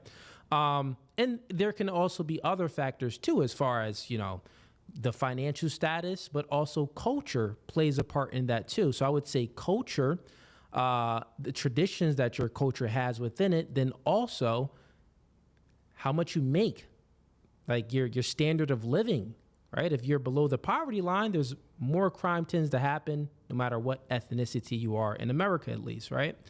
And then culture as well. So when you get them on that, you can say, then you ask the question and you can say, well, do you think since there is a difference between crime rates as far as, how much money you have in your bank account, then is it black people itself, or is it just the fact that these people are below the poverty line? If he bites the bullet and say, well, it's black people themselves, then that's when you can say, that's illogical. You are a racist, right? Because that's just illogical. So yeah, all right. Let's continue on. Gangbangers in and around the school and all the other violence that's associated with that. I mean, these schools in the south side of Chicago, it's just not I have an livable. answer for you, Nick. So the proportion of the population who carry out mass shootings is actually the same for black and white. For white people, the proportion of the proportion again, of the population. are you hearing it? No. So I think the trouble with your statistics is a lot of them don't bear much scrutiny.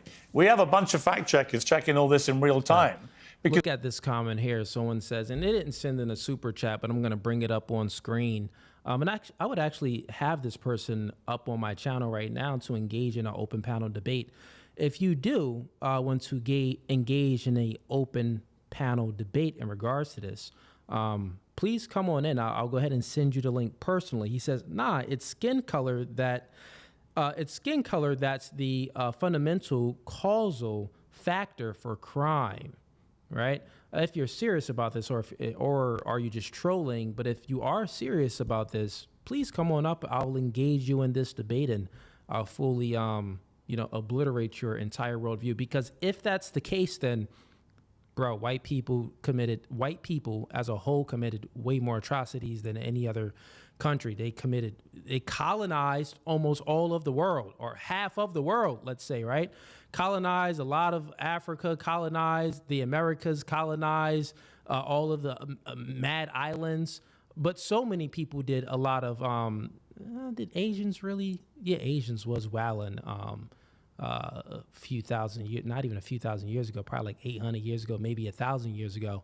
And even the Arabs was wilding as well too. Everybody had slaves at least, but if that's the case, if it's just skin color, then we have to say, well, as far as being colonizers, white people, y'all got that. Y'all committed a lot more world crime than any other race.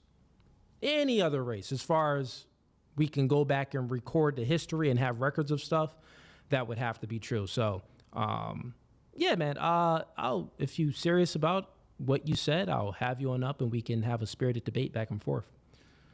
Okay, let's continue with this video. Because you do have a tendency to just come out with a lot of old baloney. And when you say, okay, well, it's true. And when you're confronted with reality, you don't like it. What's the figure? What proportion of white people have committed school shootings? With white people as the denominator and white people that have committed school shootings as the numerator, what's that percentage? For both black and whites, the proportion of the population who carry out mass shootings generally is about the same. No. Tell me the number, and then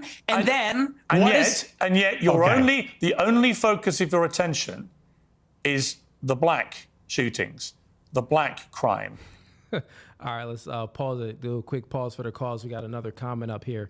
And Andre, I think that was your name. I put up your comment up here just last. I see you in the comments. You said you were just joking. It was sarcasm.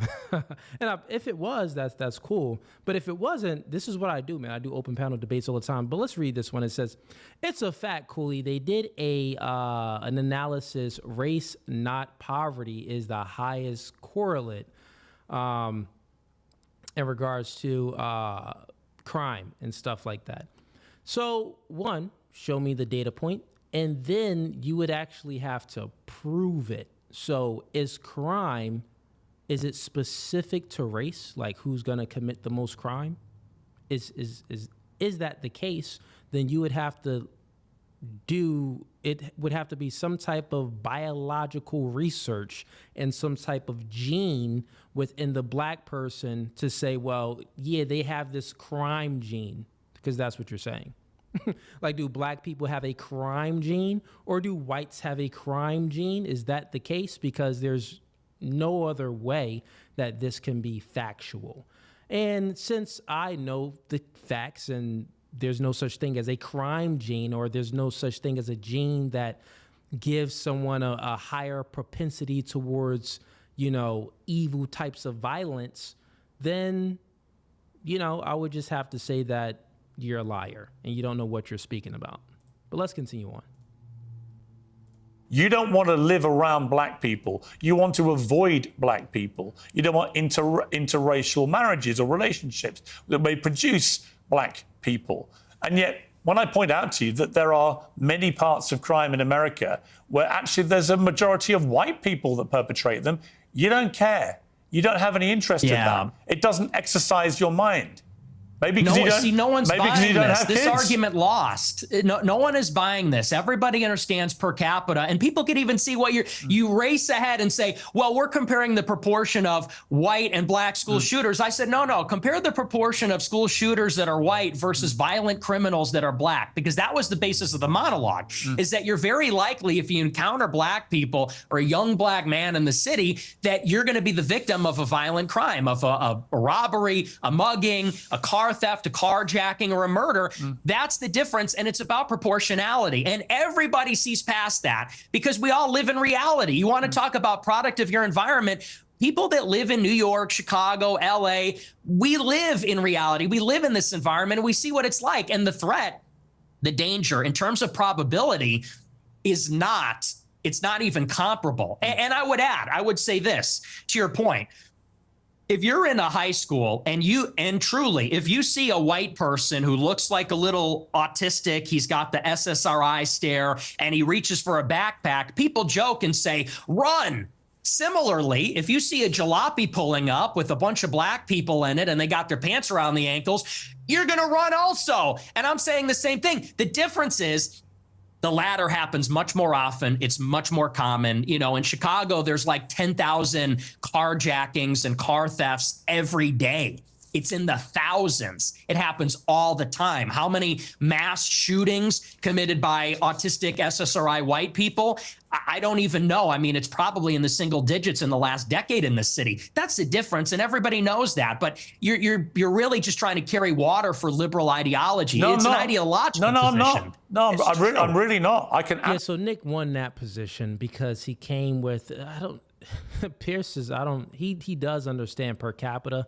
And since there is per capita paints a clear distinction that black people commit more crimes at a higher rate, much higher rate than other ethnicities. So you can just go ahead and bite the bullet on that, Piers, and say, okay, and then ask the why. If you go to the why question, then maybe you can catch them in something else, right?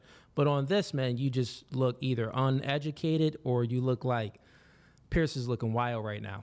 Absolutely say, yes, there is way too much black on black crime, for example, involving guns in Chicago. And black on white also. Yes, but there is way too much gun violence in Chicago, right? I mean, it's indisputable. I've got no problem saying that. The difference is, But even that difference is when you're speaking about there's more black on white crime than it is white on black crime.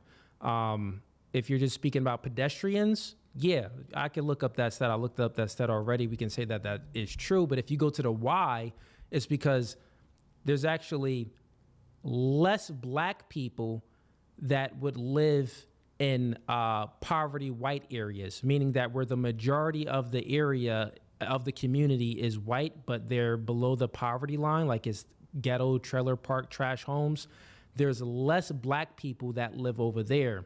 If there were more black people that live over there, you would actually see that there would be maybe even on the white crimes against black people.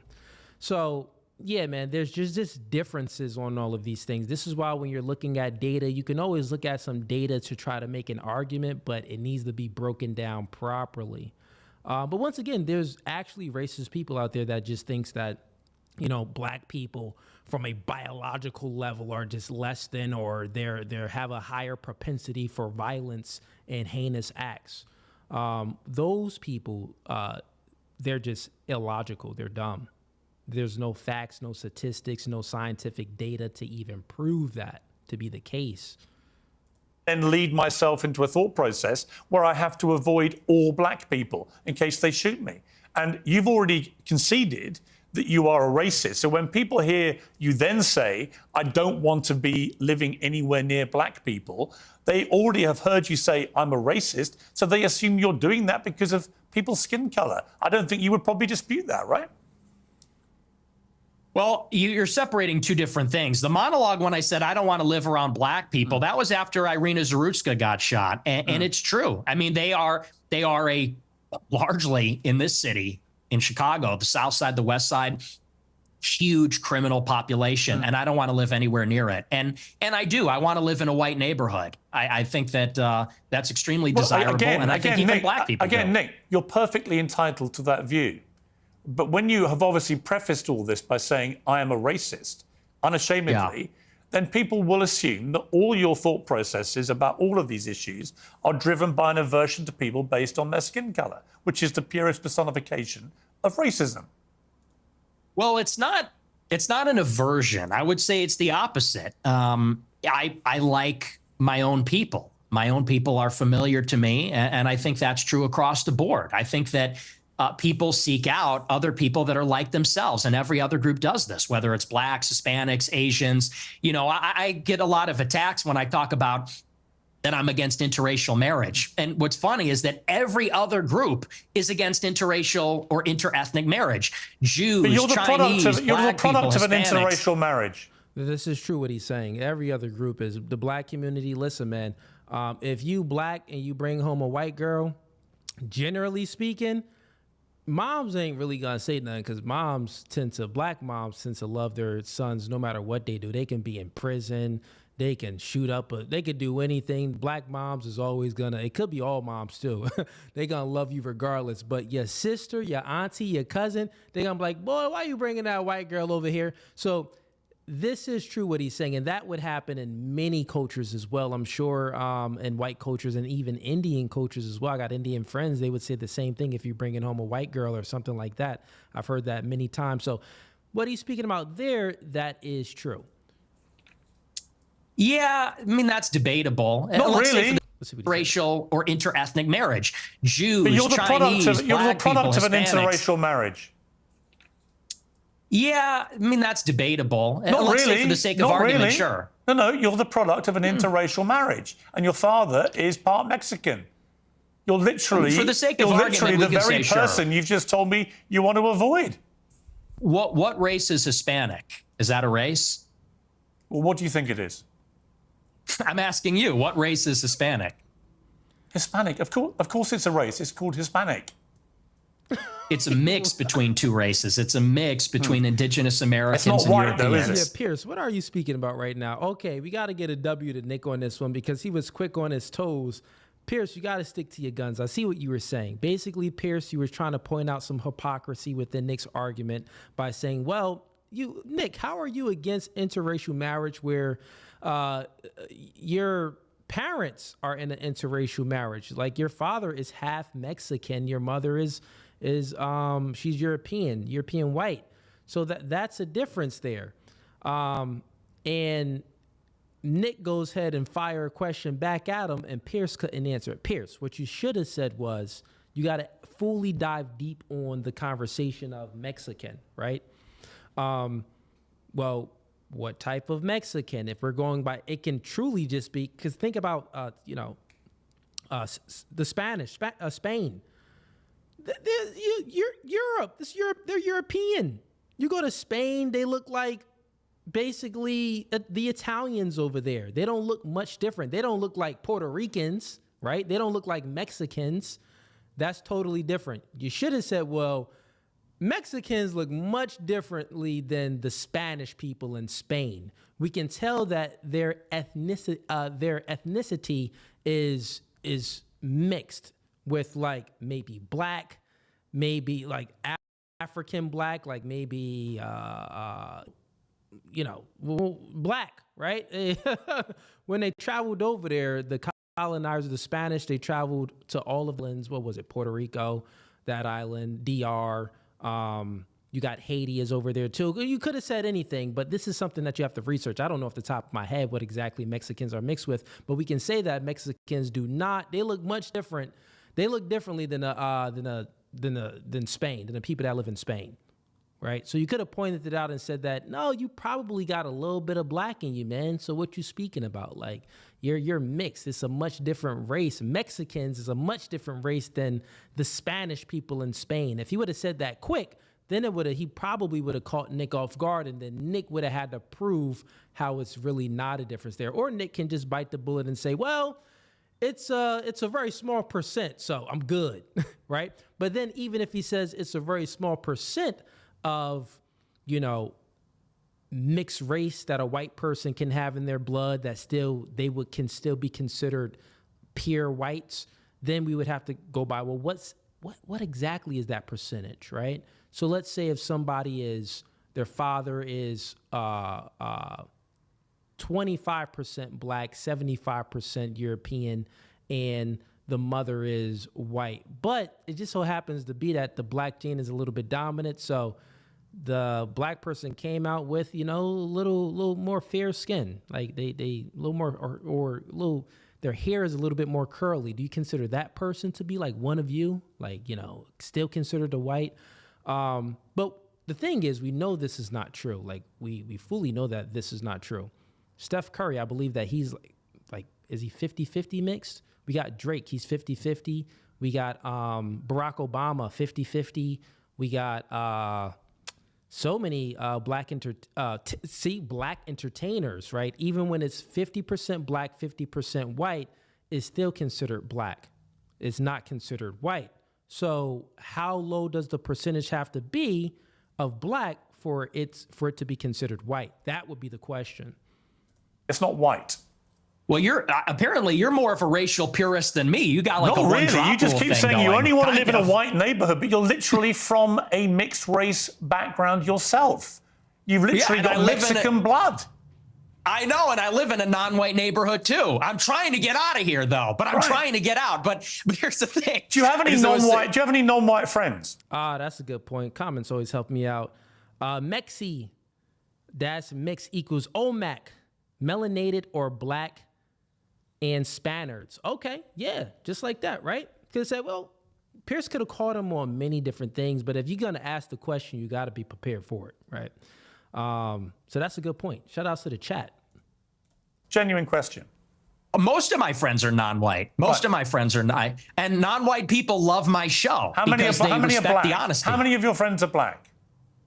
Many of them, like at least a dozen. Wow. Ye being one who you know, Sneeko being another who you also know. Yeah. So how do they feel when you say you just want to be away from any black people, walk away from them?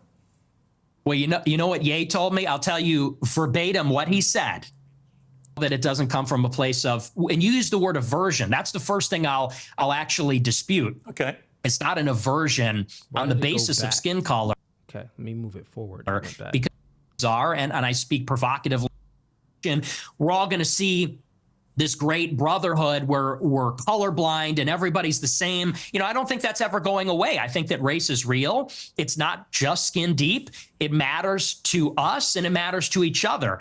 And black people know that, and Hispanics know that, and Asians know that. And people like me that have partial Mexican ancestry, we know that too. And I think on that basis, we can have mutual respect and understanding, not aversion based on skin color. The reason I use the word aversion is you literally said that you should walk the other way if you see black people. That is an aversion to black people based on their skin color. No, that's called economy of information. That's economy of information. That's safety. And I said in the same monologue, if you watch it, it's like, I feel sorry. The problem is you clip the 10 seconds. I don't know if you watched the whole show, but in that monologue, I said, most black people are not violent or criminals. I said, and it's unfortunate that we're going to offend them when we turn and walk the other way. I said, but the problem is we don't know. We can't tell. And someone like Irina Zarutska, she sat down in front of a black man. Yeah, so now Nick is explaining his point, and it took him, what was it? When did we start over here with it? It probably took him at least 15 minutes into this discussion to actually explain and say most black people are not criminals. Most black people you really don't have to worry about and things like that.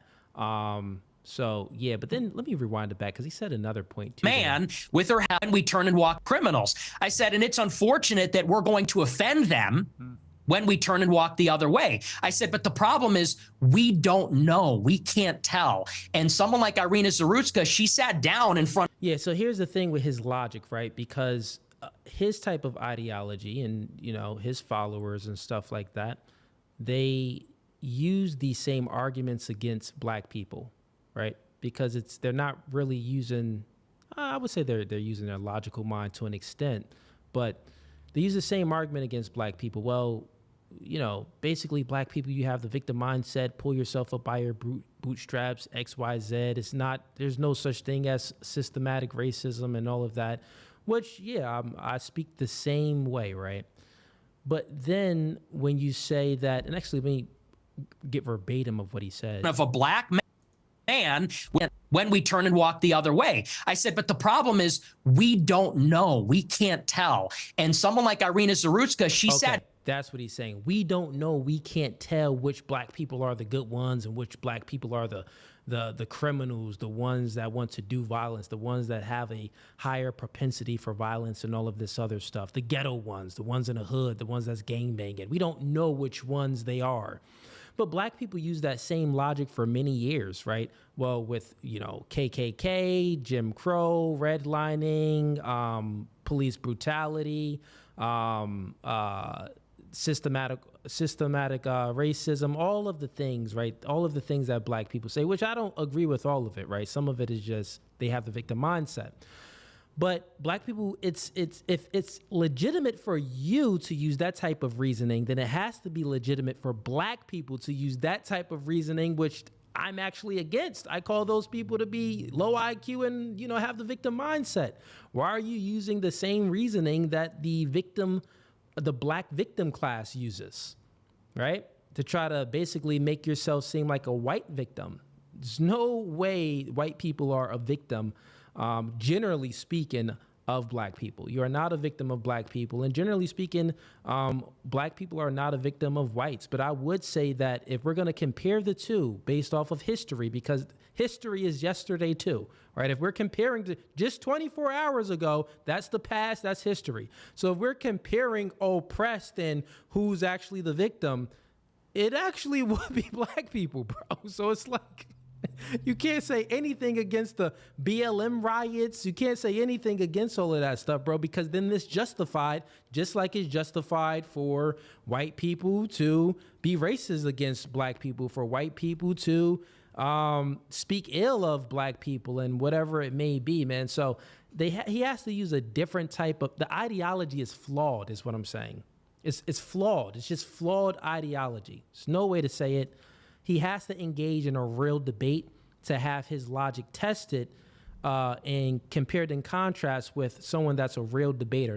This is an interview. Piers is an interviewer. Piers isn't really even debating him, right? Piers is reading from some script, but if you're fast and quick, logical and critical thinker, you can catch him in many different and actual hypocrisy, right? You can catch him in logical contradictions. You can catch him in many things because racists tend to be illogical. There's nothing, and I believe that Nick even said it, like normally racist people the ideology is illogical. It really doesn't make any sense.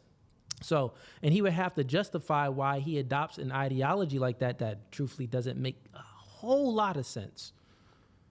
Down in front of a black man with her headphones in and wasn't paying attention because she was being a good liberal and said, I'm not uncomfortable by this. I'm progressive. Then she got stabbed in the neck. And I said, it's unfortunate that you would have to sit behind the black man to be safe. And if he's not violent or schizophrenic, he might be offended by that. I said, but I would rather offend him than die. How many deranged white men have committed atrocious acts of murder in the last 10 years in America? Proportionally, far fewer. But how many? Fewer. How many? Do you know how many? You have a research team. You pull it up. I mean, you're very big on. You're obviously extremely exercised by that one story, which was horrific, for the record, absolutely horrific, and should never have happened. The person who perpetrated that evil act had a string of previous offences and should have been picked up more, and it should have been amplified more. I completely concur with all of that. But I just suspect you have no idea how many white people have committed similar crimes, do you? No, because I know it's far fewer from experience. Okay. Because it's like you said. It's so funny, white people. It's so funny where, Nick, man. So here's the conversation where you're losing, right? You was winning for the most of it, you know, Piers won some arguments, but here's where you're not really winning this argument from my perspective, right? Because you keep going to it's far fewer. If we just use, it doesn't matter if it's far fewer, actually, if we're being honest, because you're speaking about experience, right? So think about this, chat. Here's how the logic is flawed. Let me paint the picture. He says, first he brings up statistics and to prove his point. Well, per capita, right? But then he brings up, basically that black people commit more crimes and things like that per capita because they're only 13% of the population, but they commit, a huge portion of the crimes. White people are 60% of the population. Yeah, they commit the most crimes, but black people, they're pretty much like neck and neck with white people. So if you're going based off of experience, right? Now you just not even speaking about data. Oh, well, it's because of experience. Well, experience would actually be on the side of not the per capita data. The experience would be on the side of the overall majority of data, right? So that's the contradiction because there's more white people, they commit more crimes than black people. So therefore, you're more likely to experience crimes by other white people rather than black people, especially when you live around white people. You don't live around black people. White people tend to live around white people and black people tend to live around black people. And think I was in a hood and I witnessed a lot of black crimes and stuff like that growing up, but still, that was in a projects though. Yeah, my experience is a little bit different, but even in Rahway, New Jersey, right? If we're looking at that, it wasn't like crime was going off because Rahway, New Jersey, it was more white people in my high school and in my middle school than there was black people anyway. So it was black people was doing a lot of, negligence and degenerate stuff, but white people was doing mad degenerate stuff. It was like black people, when they grew up, they ain't never do no coke or nothing like that in high school and stuff. It was the white boys that was doing coke. Like, what? Man, we don't sniff no coke. The white people was doing that degenerate behavior. Now, I'll be honest with you, niggas was smoking that reefer, but that was about it. Like, them hard drugs, that meth and the coke, that was like the white, ghetto kids was doing that. But anyways, if we're being honest, he lost this entire point right here because it's just nonsensical. It makes no sense. And he's picking and choosing when to use statistics and then to point to the per capita and then to use his own anecdotal experience. Well, listen, if you use your own anecdotal experience or just experience itself, then it's more white people. They commit more crime. You're more likely to see crimes by other whites, especially when you live in white neighborhoods. Booyah, that's the point. And if Piers was quick on his toes and a real debater, Piers could have pointed this out and fully defeated him. Well, and hang on. And I would add to that, Irina Zarutska wasn't the first one. That was also after Austin Metcalf was killed in Texas. Sure. After But Carmelo how many Anthony times has it stabbed been him in the neck. perpetrated by white people? Well, hang on. Let me finish my point. But you're And then not implying that only white did- people don't do this. And my point to you, Nick Okay. Fuentes, is of Yeah. course, Oh, I never said white people don't do Of course, it. deranged white people commit heinous acts. But you don't either No know. disagreement. You neither know nor care, or maybe both. Maybe you do know, but don't care. Once again, here's a low IQ person that doesn't understand conversation in a chat. You got low IQ. I'm not gonna explain it again, but there's a difference of looking at statistics and making an argument for per capita, meaning that basically black people are at a lower population rate, but they commit, about the same amount of crimes that white people commit. So meaning that generally black people commit more crimes per capita. They commit more crimes at a higher rate than white people, right? When you look at statistics and data, yes, that's true. That's not the argument. Nick he's switching back and forth. Then he'll go to experience like he just did. Well, if we're just going by experience, like he said, then, from my experience, black people commit, more crimes and stuff like that. But that isn't the case if you're going by, you would have to live in a black hood. Like he lives in Chicago, but I've been to Chicago before. You guys probably never been to Chicago. Chicago is mad white people in Chicago. It's only it's only sections in Chicago that's the hood where, okay, it's a lot of crime and it's a lot of black people there. But most of Chicago is white people. Guys don't know what you're speaking about. And Nick even said and admitted that the part of Chicago he lives in is the suburbs. He doesn't live in a city area, right? Now, he maybe would go around the city area, drive through it, like, oh, dang, this looks like the hood. Skirt, let me speed up a little bit, right? He drives through it fast. Nick isn't getting out his car and hanging out in the hood. That's the difference. That's the distinction. So if we're going by experience, no, you would actually have to say that, bite the bullet and say, more white people, more crimes. You've had to experience, and you're around more white people anyway, you had to experience or observe white on white crime more than you actually observed black on black crime, because you're not in the black neighborhoods and you're not around those people. And there's more white people that commit the most of the crimes anyway. So yeah, low IQ comment. Let's continue on. And this is the thing here, chat. Everyone that's listening, right? I'm being very transparent here. I'm being objective, right? It's a nuanced conversation, because a lot of people that's conservative, white conservative, a lot of you've been indoctrinated, bro. You've been indoctrinated because you watch so much content. You're listening to Nick Fuentes. You're getting all of these conservative, far right leaning ideas in your mind. And it's having you view things in a very skewed way, right? Cooley don't operate like that. I got my own mind over here, right? So I can see the negligence that goes on in the black neighborhood, and I speak about it all the time, that black people need to do better, stop being degenerate. But a lot of this comes from black fathers not being at home. A lot of this comes from black people, having this victim mindset, viewing the white person as evil and blaming everything on white people, and not having the ambitions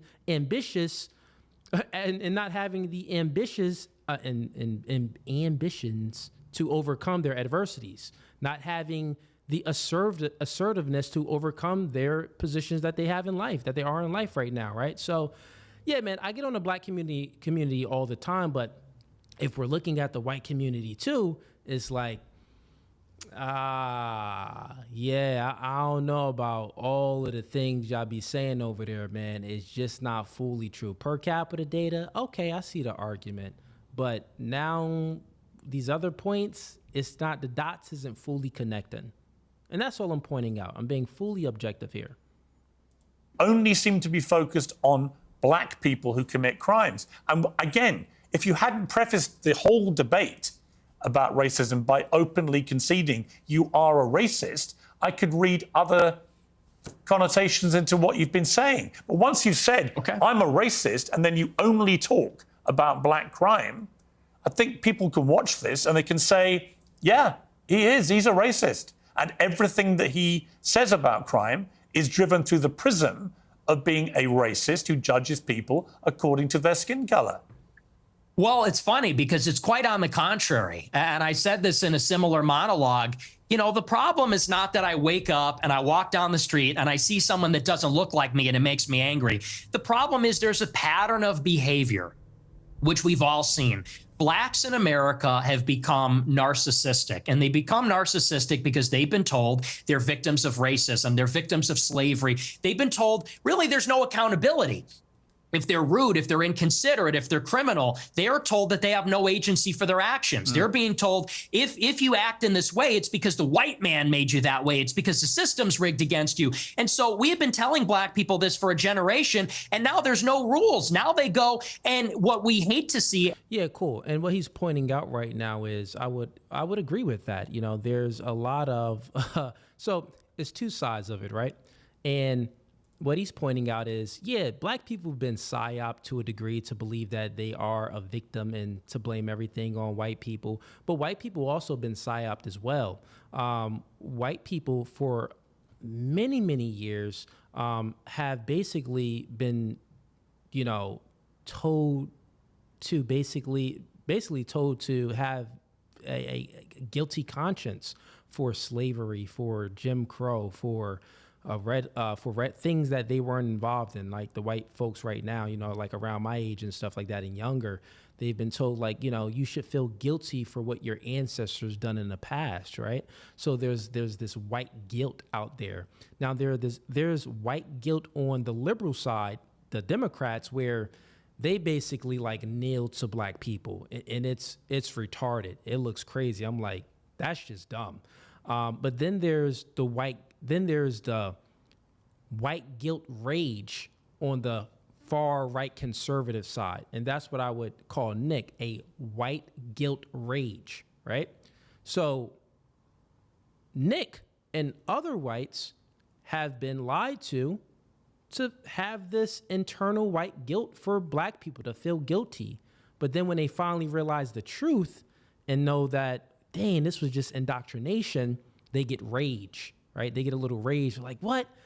Man, I didn't have to, ever view myself as like, feel guilty for the sins of my ancestors and stuff like that. And it acts out in rage. And that's what I think that we're witnessing right now from Nick, right? Because he's really not being fully objective here. It's a bit of this reverse white guilt rage. That's what I analyze there. As decent people, not even as white people, but decent people, even black people too. What we hate to see is rudeness, obnoxiousness, inconsideration, criminality, violence. And that's that pattern of behavior that we see all over social media, on the just to body be clear, cam footage, you don't like black people who play the victim. Yeah, so look at this. And Piers is going to point out the hypocrisy too, right? You don't like, and we're going to get into that too. So Piers is thinking what I'm thinking on this one too. But look at this guy. He says, no, Nick is the response and the solution. Well, that's the same thing for the black people that he just called out, that has the victim mindset, right? Those black people thought that they were the response and the solution, the response of the Jim Crow era, the response of the KKK, the response of redlining, the response of the crack epidemic, where the CIA, whites in government literally put crack in black neighborhoods. Yeah, okay, we can say that. Well, we blame the black people already. Even though it's crack in your neighborhood, even though it's alcohol in your neighborhood, even though it's weed in your neighborhood, don't use it, right? Don't use it, so you still have to take some accountability. So I always hold black people accountable. But the thing is, we got to hold white people accountable too. And I think that Piers is going to get into that right now. And our root. It's that pattern of behavior that we see all over social media, on the just to body be clear, cam footage, you don't like black people who play the victim and are rude. Is that your position? I don't like that pattern of behavior. And who are narcissists? I see where this is going.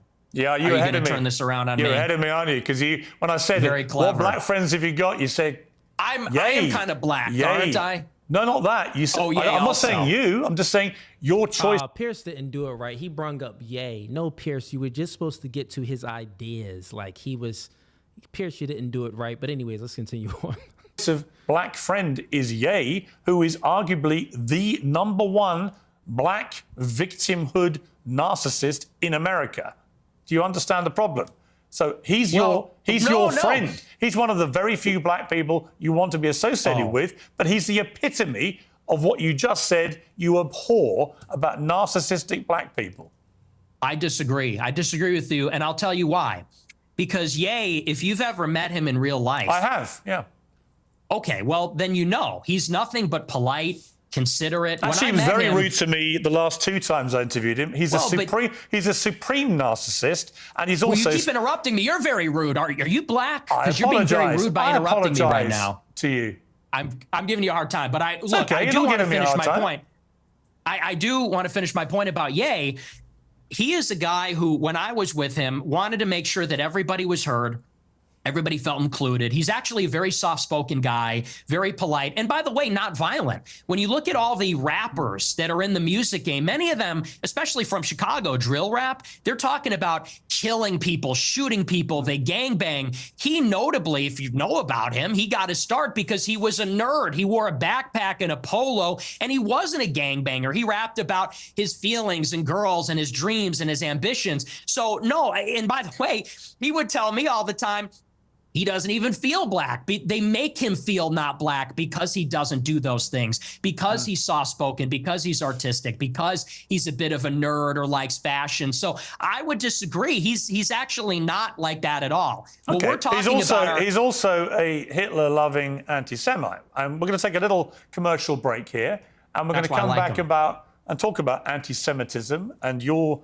views about Jews. All right, while they taking that break, let's go ahead and get to these super chats real quick. So, thank you for everybody that's tuning in and watching the channel tonight. We are reviewing Nick Fuentes versus Piers Morgan, and it's so far a good conversation, man. But let's get the likes up.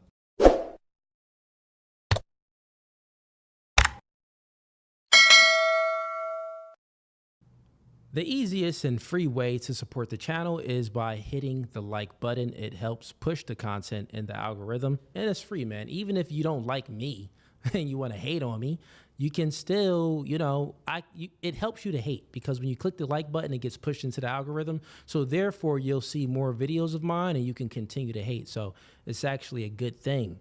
But let's get to some of these super chats. I think I missed a few of them that didn't come up through Restream. We got Zandal says in $2. He says, I want to see the debate that's forming in the chat. Yeah, I've been looking at the chat a little bit, not that much. And it does seem like you guys are debating amongst one another, which is good, man. I like that. It's good to have different views. That's okay. We got Tyga sends him $5. He says, Cooley, are you opening up the panel at the end? You know what? I'll open up the panel at the end if we reach a goal of $100 super chat. So we get up to $100, I'll open up I'll open it up. So right now we're at 10, 20, 30, 40, 50. We're at 50. So we get $50 more in. I'll go ahead and open up the panel at the end for a good, 30, 45 minutes or so. And then we can go ahead and engage in a spirited debate. But yeah, send in some money, man. Don't be cheap. Okay, let's skip through this little commercial break people and get to the convo. Fauci claims that you don't hate all Jews. Is that correct? That's your position? Yes. Okay. So I want to play you this clip. Well, I don't hate any Jews. Let me just amend that. I don't hate any Jews. Okay, let's play this clip. The reason I've had it is because my opposition to world Jewry and Israel is rooted in absolute, uncontestable fact. We have the truth on our side. That's why we're winning. Because we are telling the truth about the historical antagonism between Jews and Europeans, between Jews and Christians. The theological, historical, racial, cultural, and political antagonisms between organized Jewry and the Christians, organized Jewry and Europeans.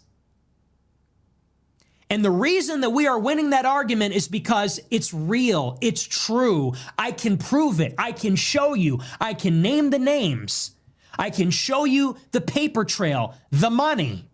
That is why we're winning. That is why all of this is raising the consciousness. When you say you have this opposition to world Jewry, I mean, it's one thing to criticize, for example, the Israeli government over what it's been doing in Gaza. I've done that myself. When you talk about world Jewry, I presume you're talking about the 15 million Jews in the world, and you are opposed to them. How does that square with your position that you don't hate any Jews? Well, do you take issue with my use of the term world Jewry? Well, what do you mean by that? Or do you take issue with it? Do you have a problem with that? Clarify what you mean by it. Well, it's funny you bring that up The gaslighting's crazy because I use that expression on my show all the time. I say organized Jewry, world Jewry. And do you know that for like 30 years, the World Jewish Congress has an annual keynote called the State of World Jewry? Barry Weiss has given it. You can look it up. It's on YouTube. She gives the State of World Jewry address. But Nick, what do you mean by it? I mean, you have to talk about, there's a concept of Jewish peoplehood. It's the sense that they are part of a common nationality, a common tribe, a common people. And so where they reside in Israel, the United States, or Europe, or elsewhere, they see each other above, or maybe on a different level, alongside their nationality, their state, wherever they reside. If they're in Germany, France, the United States, they see themselves as part of a transnational nation, of an international nation. The Jews in America, the Jews in Israel, they identify as Israeli or American, but they also have something in common. They identify as part of a common nation, which I would say there's a world Jewish population. It's world Jewry. And world Jewry has representatives. There is such a thing as the World Jewish Congress, where they actually elect, it's democratic, all the local Jewish organizations elect representatives to represent proportionally the Jewish population in their area at the World Jewish Congress. And it's sort of like Davos. It's like the World Economic Forum, but it's exclusively for members of the Jewish nation that exists across the world. And so that's a real thing. And I didn't make that up, and that didn't come from 4chan. It's like I said in that clip, I read what they write. I read their books. I watch these speeches. I watch a speech from Barry Weiss. I pay very close attention. So that's what I mean by that. There is such a thing as it's a nation that exists across. Okay, everybody that's tuning in on Facebook, we're going to go ahead and close down a Facebook stream. Come on over to YouTube. That's No Fugazi Podcast on YouTube. And it looks like we are going to open up the panel for open panel debate night towards the end of this. We'll review a little bit more and then open the panel up. Seems like we got some people in the chat that wants to debate me and also wants to debate amongst one another. So this should be good and very interesting. So everybody that's on Facebook, come on over to YouTube now. That's No Fugazi Podcast on Facebook. And here we go. Let's continue on with this. Okay, so Facebook stream is down and we're only on YouTube. Borders on a global scale. They're organized and they have a national self-interest as that nation, as that tribe. So if you don't hate any Jews, what do you like about them? I like a lot of things about them. I think they're funny. I think they're smart. I think that they're pretty remarkable people. And as Christians, especially as Catholics, we say they're remarkable. And this has been adjudicated in Catholic doctrine for thousands of years. We say that they're a witness people. And so we actually, there's provisions inside. Piers racist. Let me point it out. Now y'all probably like, cool, you reaching. No, let's point it out because there's a different type of ideology when you're speaking about a racist right, a racist on the right, and a racist on the left. A racist on the right, someone like Nick, he'll just go ahead and say, yeah, I'm a racist. I prefer white people. I prefer to hang around white people and stuff like that. Fair enough. And then you got Piers, where it's like they always want to point the finger. So Piers asked a question. Well, what do you like about Jewish people? Like, well, what? Piers, why you didn't ask that about black people? Piers. Why do you ask that about black people? Piers? That's what I want to know, right? You tried to get on Nick and catch him in all of this hypocrisy when it came to what he said on about black people and the black community and things like that when it came to crime and stuff. But you never asked the question, well, what do you like about black people? But when it came to the Jews, you spoke very clear and you was like, well, you said these things about the Jewish community and stuff like that. And, Nick responded back and said, well, I'm not saying that I hate all Jews and stuff like that. Okay, fair enough, Nick. But then Piers goes on to say, well, what do you like about the Jews? Piers, we was speaking about the black community for at least an hour, Piers, and you ain't say, well, what do you like about the blacks? Like, give them a chance to... So that's that hidden, right? That's that hidden prejudice, right?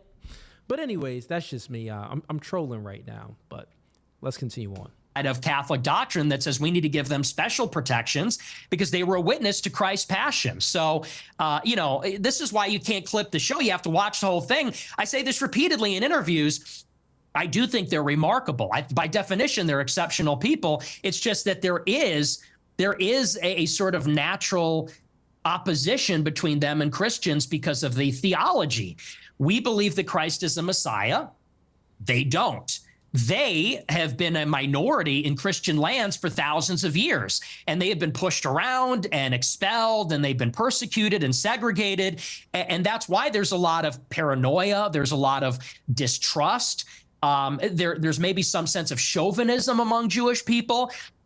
So there is, like I said in that clip, there is an historical antagonism between these two peoples, between Christendom and Jewry, and that has always been the case in Europe. But I don't hate them, and I think I actually sort of understand them in a weird way. I think that because I've studied a lot of their politics, I think I really kind of know them in a way, and it doesn't come from a place of hatred. Do you have any Jewish friends? I do. I have many, yes. But that's weird because you said this. Jews and Christians have never been friends, ever. Not since Jesus Christ fought with the Pharisees. Have we ever been friends? Not since Saul was leading the charge persecuting the Christians. Not since the Roman Empire, not since the Middle Ages. Never. We've never been friends. We've never been allies. We've always been set against each other, actually. And even here in the United States, it was communist Jews who were the architects of both communism and the civil rights laws that are dispossessing white Christians of their land and civilization. The Jews and Christians have never been friends ever, except for you and your Jewish friends. Yeah, so easy. As peoples, as nations. Got it. Not saying every individual Christian, and of course there have been Christians and there have been Christian converts to Judaism, Jewish converts to Christian. You're nodding your head, but you're asking this. I'm saying as peoples, they've never been aligned. As a Roman, I'm a Catholic Okay. like you, and I have many Jewish friends. And I'm just trying to compute what you're trying to say, which is Jews and Christians have never been friends ever. And I'm like, well, you have Jewish friends. I have Jewish friends. We're both Catholics. Therefore, we're Christians. It doesn't really quite add up. Well, like I said, as peoples, there has been an historical antagonism as peoples. And you could even say the same about blacks in the United States. Of course, there were black and white people that were friendly with each other, but in many ways, they were set against each other as groups. And I think that's easy enough to understand. The reason that many people think you're anti-Semitic is that you have regularly downplayed the Holocaust, and in particular, the number of Jewish people who were murdered by the Nazis. It's been said that you believe no more than several 100,000 have been killed. And I want to play you this clip. People talk about, well, what about the gas chambers? Well, to the extent that that's real, I find that hard to believe, but to the extent that's real, there have been atrocities committed and genocides committed in all times and all places. Let's acknowledge why Hitler casts the long shadow. Because that confers a political benefit upon Jews. That's why. It doesn't really sound correct to me. Wait a second. It takes 1 hour to cook a batch of cookies, and you have 15 ovens, probably in 4 different kitchens, right? Doing 24 hours a day, every day for 5 years. How long would it take you to make 6 million? I don't know. It certainly wouldn't be 5 years, right? The math doesn't seem to add up there. You think that's funny? It's funny. It's amusing what you're doing because, that one was a joke. But do you want to talk seriously about the Holocaust? Yeah, I do, actually. I mean, I do, because I just find it extraordinary that you would think the Holocaust could ever be something that we could joke about. Why, too soon? Is it too soon to make jokes? How many people do you think died in the Holocaust? How many Jewish people? I don't know. I'm thinking maybe 7 million. What's the number? 6 million, something like that. So you 8 million? You concede that 6 million Jews died in the Holocaust? Possibly more. Possibly, we're discovering all the time. So it could maybe even be more than that. So why have you doubted the numbers in the past? I'll tell you why. I really think that every death is a tragedy, however many Jewish people died in the Holocaust. And I'm not a World War II historian, so I'm actually open to believing the official narrative, and I've read some of the conspiracy theories. And to tell you the truth, it's a rigorous debate. But you know what's interesting about this is in many countries, it's not even legal to talk about it. And that's really where my interest in the Holocaust begins and sort of ends, to tell you the truth, is that if you wanted to question the number, you would be put in jail in about, 17 or 18 European countries. And I think that's really the more interesting conversation, which is that this is almost like a religious dogma in the West. No other genocide, no other atrocity is treated like this. Could you imagine if in the United States they said the number of Palestinians killed in Gaza is 100,000, and if you don't say that, you're going to jail, you're banned on X, you can't have a job? That's the part that's totally insane. And a lot of people, they can't even make up their minds. I think it's actually done a disservice. If your goal, and I'm not saying you as Piers Morgan, but if your goal, if you're an advocate for awareness about this, if your goal is to convince everybody that this is the way the Holocaust happened, I think the last thing you'd want to do is say that everyone that disagrees is in jail and is banned and you're not allowed to say it. So there's really been no open debate about the subject since the scholarship started to be produced about 60 years ago. But there is no debate to be had about the number of people who were murdered. Even the Nazis, All right, chat. What we're going to do is we're going to open a panel up to open panel debate night, because we had a lot of people and still got a lot of people in here that said that they wanted to debate. I seen conversations going back and forth between you guys in the chat. And you guys are speaking about debating and stuff like that. We got some super chats that asked me to open up the panel. So what I want you to do is, if you want to debate me tonight or debate amongst one another, click the link that's pinned in the YouTube comments. Make sure your camera is on. Your camera must be on, and then you can join. You can join on your laptop or on a phone. That link, if it doesn't work when you click it, just copy that link that's pinned in the comments and then put it into your Internet Explorer, put it into your web browser, and then it'll work perfectly fine. Sometimes it gives people issues when they just click on the link. So copy it and then paste it into your Internet Explorer. It will work. All right, so that's what we're doing. Once people start coming up, we already got some people coming up right now. We got Darian backstage. Make sure your camera is on, and I'll bring you on up. But let's continue on with this reaction. And then as we get people up here, I'll start bringing people up to go ahead and ask me questions and stuff. And once again, when you're coming up and you want to debate, make sure, I'm going to ask you two questions once you come up. Name and what do you want to debate about? So make sure you know what you want to debate about. If it's in regards to me, if it's someone else in the chat who you are going back and forth with, then they have to be up too. Call them out when I bring you up. And then if they don't come up within 60 seconds, then I'm going to go ahead and just, put you backstage again. So once again, if you want to debate me, click the first link that's pinned in the YouTube comments. And if you want to debate other people, we'll see if we can arrange that today on stream. All right, so two people just joined. We got Darian. Make sure your camera is on. And then we also have another person as well. Make sure your camera is on. And then I'll go ahead and bring you up as well. Nazis in the trials after the war confirmed the numbers. The amount of documentation that was recovered, notwithstanding the attempts by the Nazis to destroy it, the amount of documentation that was saved and preserved and used for trials and for historical record is unprecedented in the history of mass slaughter of human beings. So we have a very clear idea of how many people were gassed to death in the gas chambers. We have a very clear idea of how many were starved to death, were kept in ghettos, died of disease, of forced labor, of death marches. We know how many Jews were slaughtered. It's at least 6 million. What's interesting to me is that you appear to now concede that, which may be news to a lot of your regular viewers who have constantly heard you quibble with the number of Jews who died in the Holocaust. And for the record, just to confirm what I think you told me, you do now accept that at least 6 million Jews were killed in the Holocaust?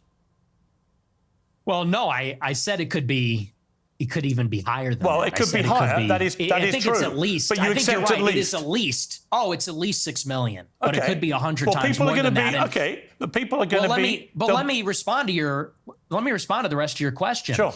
What you're saying, I understand where you're coming from when you say it has been documented and there are confessions and so on. Let that speak for itself. But you don't see, your show is called Piers Morgan Uncensored. Yep. But the United Kingdom is censored and Europe is censored. And if you talk about these things, you will be put in jail in many countries. And I think that's where a lot of people start to say, well, if the truth is so clear and if there's such overwhelming evidence, why do you... I'll say this, if I'm being honest here and objective, when it came to all the stuff on black people, Nick was doubling down. Yeah, I'm a racist. Yeah, black people, yeah, I'm a racist. Nick was doubling down when it came to crime and all of this. Yeah, I'm doubling down. Nick doubled down so much. He doubled down like the entire time when it came to black people. When it came to these Jews, homie is not doubling down. Homie is not doubling down at all. So, and what he's doing is he's making a point. He's moving the goalpost to make another point to say, well, listen, there's a lot of censorship when speaking about, this certain community. And that's what's going on right now in your country, Piers.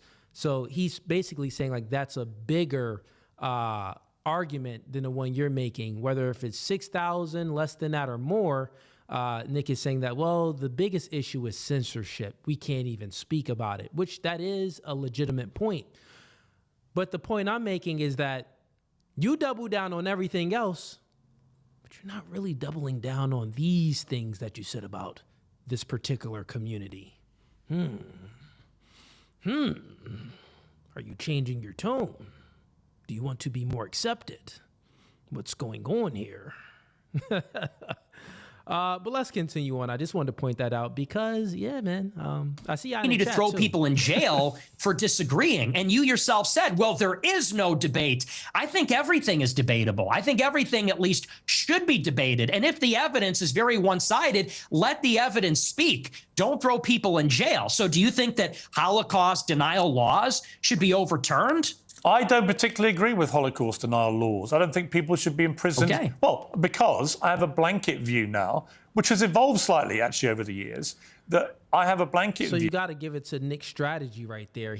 That was perfect. Now, this is probably one of the best things that he done in the debate as far as a strategy because he reversed it back on Piers perfectly fine. He didn't want to get himself into a pickle and say, oh, it was less than 6 or stuff like that. This is why he said minimum of 6, but it could be more. Even though Piers brung up clips where he was saying the total opposite and stuff like that, right? So he reversed it on him good. I would say right there, Nick, you was thinking quick. But I would say this is one particular community, when they pull up past clips of what you said in the past, you're not really doubling down on. But for the blacks, you double down. So, who's paying you? Did he get that $7,000? I don't know. I'm just playing. Let's continue on. That speech should not be criminalized, right? People should be allowed to say what they want to say, and they should be then made accountable for what they say. If you have an employer, they can make a view about whether you are the right kind of person they want for their employment, as they would make a decision about anything else you do in life. So I actually believe that speech should never be criminalized, is my personal view. I understand why in places like Germany, they have strong laws about it because they want to move on from what they believe was the most shameful moment in their history. I understand that. Do I want that in my country? No.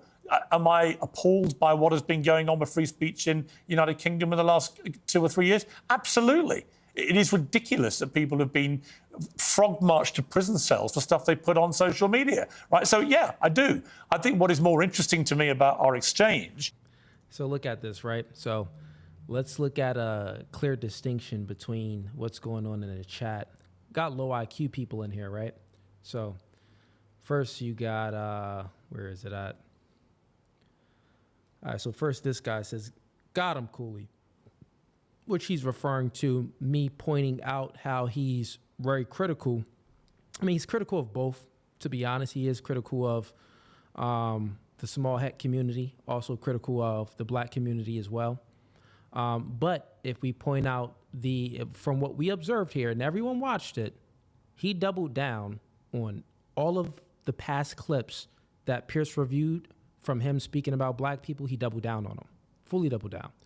But the past clips when it came to speaking about the small hat people, he did not double down. In fact, he said the complete opposite of what the clips even said, right? The complete opposite. So that's the distinction of what I'm speaking about. Now, you got this person. So you can tell there that there's either some emotions that he has towards the blacks, meaning that like it's illogical. It's just like, maybe some hatred there. But towards the small hat, not really hatred. It's just like, dag, like maybe, what's the word? Like, maybe even idolize that group. Like, this group is, they're taking over, they're winning, they're getting what they want all the time. So you can even have some even admiration there for the other group because you're not doubling down. So there's a difference between his talking points and currently in this conversation and what he chooses to double down on and what he doesn't choose to double down on when these past clips are brought up. That's all I'm pointing at. And then you get this comment here that says, get out of your feelings, Cooley. Now, this isn't feelings based. This is actually pure logic based. Pure logic, right? Pure. Why would I be in my feelings? I'm the furthest thing from a victimhood black person. The furthest thing from it. I get on those people all the time. Like, listen, you make us look bad because you have this victim mindset and you're blaming people. I'm with a white chick. My children are mixed, right? So nothing against white people. I love white people. I'm one of the type of persons that I don't have a racist bone in my body. I truly love all people.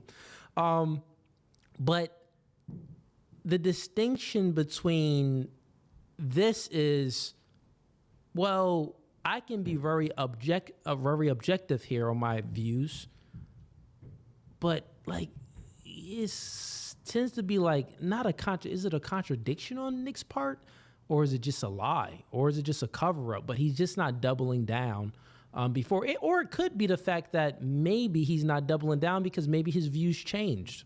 That's to give him some grace. But if forget the grace, we would just say, listen, man, you were speaking crazy ill on this community, double down all the time. But on this community, you're not doubling down as much. That's just my observation. I think all of you guys, if you're being honest, you can observe the same thing. Now, tonight we just opened it up for open panel debate. So let's go ahead and get things popping off.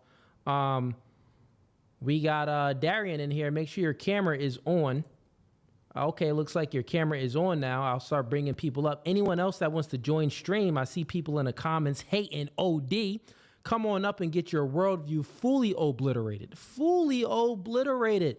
Anyone that wants to come on up, you want to debate on this conversation that Nick and Piers is having when they were speaking about the black community. Now they're speaking about the small het community.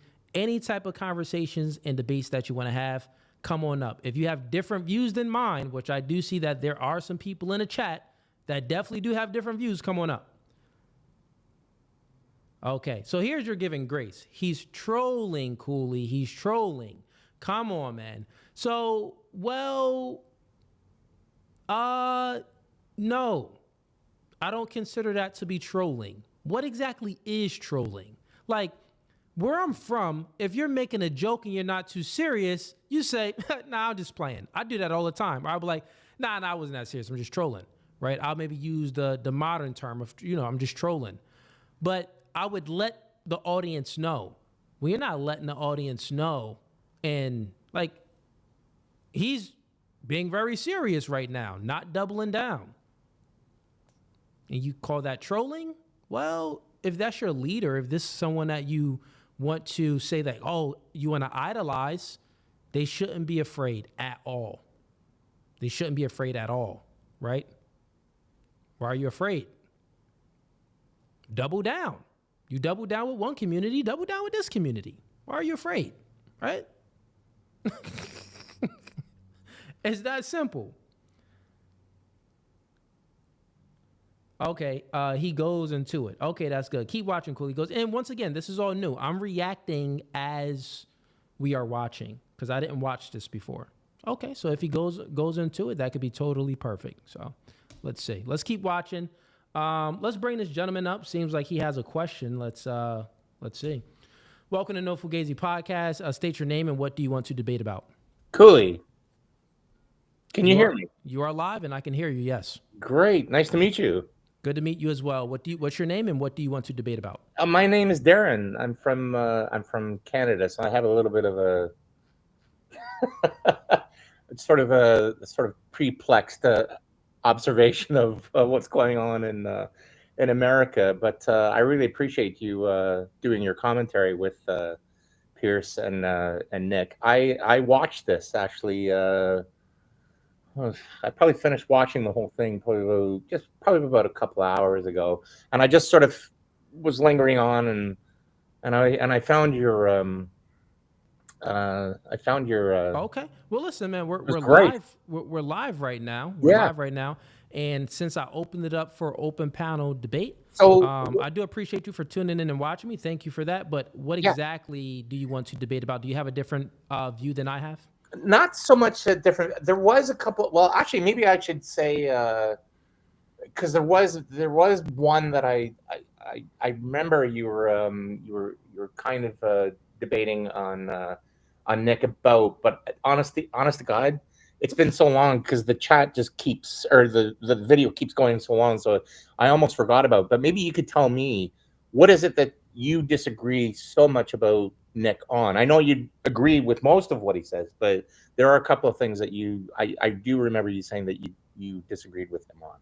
Okay. So first, I want to make it clear. You came up here and you weren't prepared, right? Well, I am prepared. It's just Well, I've been following, but I don't have sort of like a major I recollection. get what you're of saying, everything. but you want me to restate my position or state my position on what I disagree with Nick about. Now, there wasn't just one thing that I disagree with Nick about. When I'm reacting to content, so I react to content a little bit differently than maybe other people will react to it because I'm a debater, so I'm specifically reacting to this from a debater's perspective. So there will be things that maybe I agree with Nick on, but I just don't agree with how he went about with rebutting Piers Morgan's point. So it's not, it all depends on, and I made that clear distinction too to my audience as I was reviewing this, meaning that I'm being objective. I'm reviewing it from a debater's perspective. It doesn't mean that I totally agree or disagree with what Piers and Nick is saying, but from a debater's perspective, I'll let you know who I think is winning and who's taking the L at certain points. Absolutely. Okay, so how about this? How about Nick's point about his position on white people feeling that they should, as Piers put it, a little bit more sort of rudely, that they should run away from black people. Okay. So when Nick said that white people should run away from black people, or did he say that? Maybe he could have said that. It's been so much on the stream. Okay. Yeah, that's what I'm trying to tell you. Like, there's so much. And you want to know my position on that part, right? From what Nick said, right? Yes. So once again, Nick did go on and explain exactly what he said. He expounded on his point a little bit. So sometimes when I'm giving my commentary, it's fresh to me. So I'm stopping. Someone would say something, and then I'll give my commentary. Then the video go on, and then they may expound and explain on their point, which then would give it more context, which I could agree, I may not agree. But let's go ahead and answer your question, right? So you asked me, well, when Nick said, if you see a black person, you should avoid them. I don't really think he said run away. But if he did, let's just say that's the case. Try to avoid black people. If you see them, white people, you should run away from them. I believe that's nonsensical to say. The reason why it's nonsensical to say is then if we use that mindset, we can say the same thing for blacks when it comes to white people. Yeah, absolutely. Yeah, we can say the same thing, because if you're going based off statistics, you Right. can go based off statistics too. If we're going based off experience, then listen, man, there's been many past experience that black people had, and I even went through some of my experiences, and I still don't look at white people in that disdain way. Right. So I think that is not a good way to look at human beings. I do think that we should utilize common sense and take into account that we all have pattern recognition as Right. far as human behavior, and say that, well, if I'm living in the area and I continue to see this pattern with my own experience, like I'm experiencing, black people act like this, be degenerate, I'm experiencing crime and my family members, this and this, then yeah, you may want to avoid black people. But if you're just looking at data and you haven't actually experienced this yourself, then why are you avoiding black people if you don't even live around them? What is there to avoid? Well, then I would argue. Well, then I would argue that Nick is saying it. Yes, he's basing it on data, but that probably comes within his own environment. So, is it not fair to say? I mean, I remember a quote from Bill Burr, and he was it was on his special, and he was talking about the differences between blacks and whites, and he made it, of course, in a comedic point of view.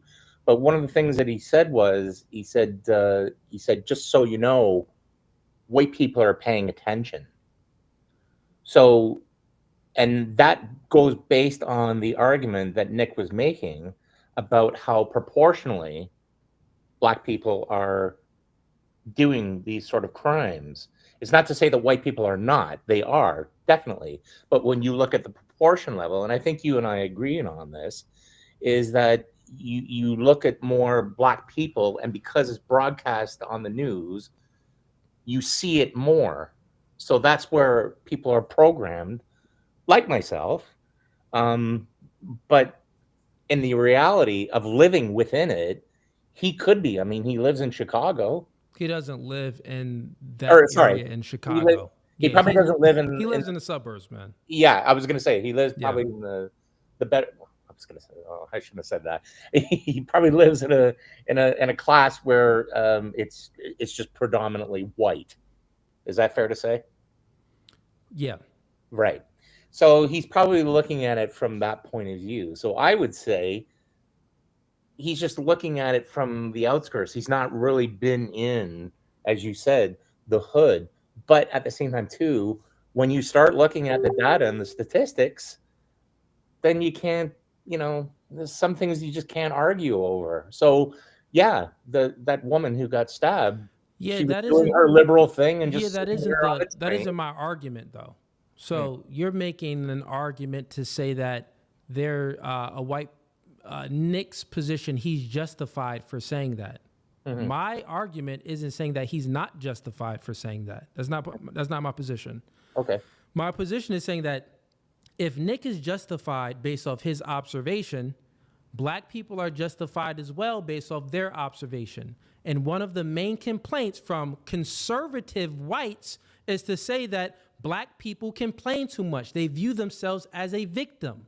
You need to pull yourself up by your bootstraps and overcome this victim mindset of things that didn't even happen to you, but it happened to people from your past. Right. Based off of that ideology and that form of thinking, we can say the same thing to Nick and his line of thinking. You didn't experience this, right? You didn't experience it. Some statistics and some other people experienced this stuff. So therefore, stop being a victim, pull yourself up by your bootstraps, and get on with life. Well, I'm not going to... It's not to say that... Now, what I'm not saying is this. I'm not saying that, black people... I'm not saying that there aren't degenerate black people that need to change their behaviors and need to do better. I'm not saying that black people should not take any accountability. That isn't my argument at all. The argument is just that in reverse to you. Because if it's justified for you to think this way and for you to have this ideology, then stop complaining about black people for having that same ideology, because it is the same. It is the same. No, you're absolutely right. It is the same, yeah. Right, but when you start, what I think what was happening was when Pierce was sort of trying to get something out of Nick that really wasn't there, he was trying, and that's why Nick was going back with the proportional number argument. Black versus white. That's what he's going after. So when you look at a proportional amount of people who are doing these kind of crimes, and it just happens to be. No one's blaming it. It just works out that way. Pierce didn't make his argument right. Yeah. So when you make an argument based off statistics and you can prove the per capita percentage in the data that shows that black people commit more crimes at a higher rate, the point is not to argue with the fact. You don't argue with that fact, and that's not my position to argue with a fact. I'm not an emotional person. I'm not one of these black people that's gonna argue. Oh, it's a fact. No, it's facts over feelings. Don't argue with the fact. But then if you're going to, because if you're looking at the facts, that's a descriptor of reality. Right. But then it's okay to look at, well, what's a prescription, right? A prescription therefore, it's in order for you to consider any type of prescription on how we can overcome the degeneracy and a high crime rate in a black community, then you must ask why. And that was my position. I think Piers did a horrible job at arguing that point. Yes. And that's what I said, that during that conversation, Nick took the W on that and Piers took the L, because Piers should have asked the why instead of trying to compare victims on victims and stuff like that. Yes. He should have just bit the bullet and said, well, why do you think that there's higher crime rates in black communities? Right. And then Nick would have had to then go to ideology and either go off of data or experience. And that's the stuff that I want to really hear. I really want to hear Nick really get into what he really truly believes. But Piers isn't asking those right questions. I think Nick is absolutely being too polite.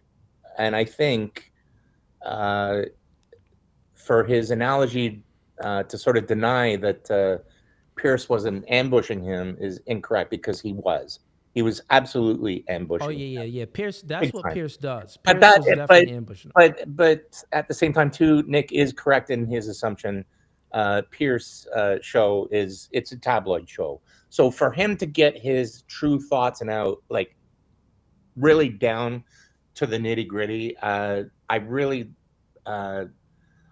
kind of disappointed that he put himself on this platform, or Pierce's platform. And I think with maybe someone like Tucker, like Tucker probably could have, hit him a little bit more harder, and that would have got more things out. But this whole thing of, you're a racist, and now that he's admitted he's a racist, well, now, Pierce is just what Nick did was end there. Yeah, well, what Nick did was, he says that he's a racist. He uses the term in a very ambiguous way. Right. I'm a racist, but everybody's a racist. And that's right. You get what I'm saying? So he uses it very big like that. And he hasn't really been on a podcast where someone asked him the deep, thought-provoking questions into his claims on, is it truly race, or is it culture? Or that's right. Is it this? Is it that? Like, where does the problem really stem from? Exactly. Right. Yeah. Now, the thing is, if he says that it's race that's the primary factor, then that's where it doesn't make any sense. It's illogical to say that based off your ethnicity in a race, therefore you have a higher propensity of violence. Well, if that's the case, then white people has the highest rate of violence than anyone currently right now in the country. You're right. A nuclear bomb in Hiroshima. What? Yeah. What are you talking about? So it's I think people wins on being the most violent if that's the case. Yeah, I think what's happening is that Nick is using, his own personal platform and trying to get on bigger platforms like Piers and Candace and Tucker, or whatever, to say that, it's very, very wrong in society that people are getting jailed for having their own opinion. And that type of thing that's going on in England, for example, could very well happen Well, I'd probably say more closer here to Canada than probably the United States, but it could definitely fall in the United States. And I think that's where he's got a very, very legitimate concern. So it's not really about the race. His opinion on Hitler and that's just, I don't know. That to me is just Well, really. listen, man. A good conversation. Yeah, and I won't keep you. There's other people who probably want to come here. Yeah, And some do other better people than I back can. stream, but we're gonna continue on with reacting to the video. But good conversation, man, and have a blessed day. All right, we got a super chat that came in. Let's get to it. Let's see what we got here. Okay. Chad Hunt says, I like what Cooley does and believes, but what he said earlier about getting pulled over, I'm white as heck, and I have gotten pulled over dozens of times when I was young. Okay, there's a character limit. Okay, so no, what I did was, I don't think you were fully paying attention to when I said that, Chad. I wasn't painting myself as a victim. What I was demonstrating how Nick using experience to justify black people being more violent is nonsensical, because sometimes he would use data, right? Like he was pointing out data. Black people commit more higher rates of violence per capita. He was giving percentages. But then when Piers would ask other questions, then he would say, well, my experience. Well, when has experience ever superseded data? So you use data to justify your position, but then also you use experience as well to justify your position. But if that's the case, if we just, are transparent here, black people can say the same thing. I could go back and forth as well too. If I'm just using my experience, well, I had many bad encounters with white people. I'm not the one out here that's, saying that, black people should avoid white people though. I'm not the one out here that's saying that, oh, I'm a racist or anything like that, right? So that was the point of me saying that. So people in the chat, try to follow the conversation, man. I appreciate the $10 and you supporting the show. Obviously, you're being entertained, but also try to follow the conversation, because I'm giving clear reasons to why I'm stating certain things and why I have certain positions different from their positions. Now, once again, I'm reacting to it real time. So Nick and Piers may even go on to expound on some points that I may agree with, and it may totally clear up what I, presupposed about their position. So let's continue on. And also, click the first link in the YouTube comments to join open panel debate. The chat was in here wowing. What happened, man? There was so many people that was talking crap. But now, once I put that link in there, I get scared. Why is it that? I put the link, Cooley, low IQ, Cooley, mispronounced words. Yeah, I mispronounced some words. But if I'm so low IQ, then come up here and debate me. If I'm so low IQ, come on up here and debate me. And let's see how you do.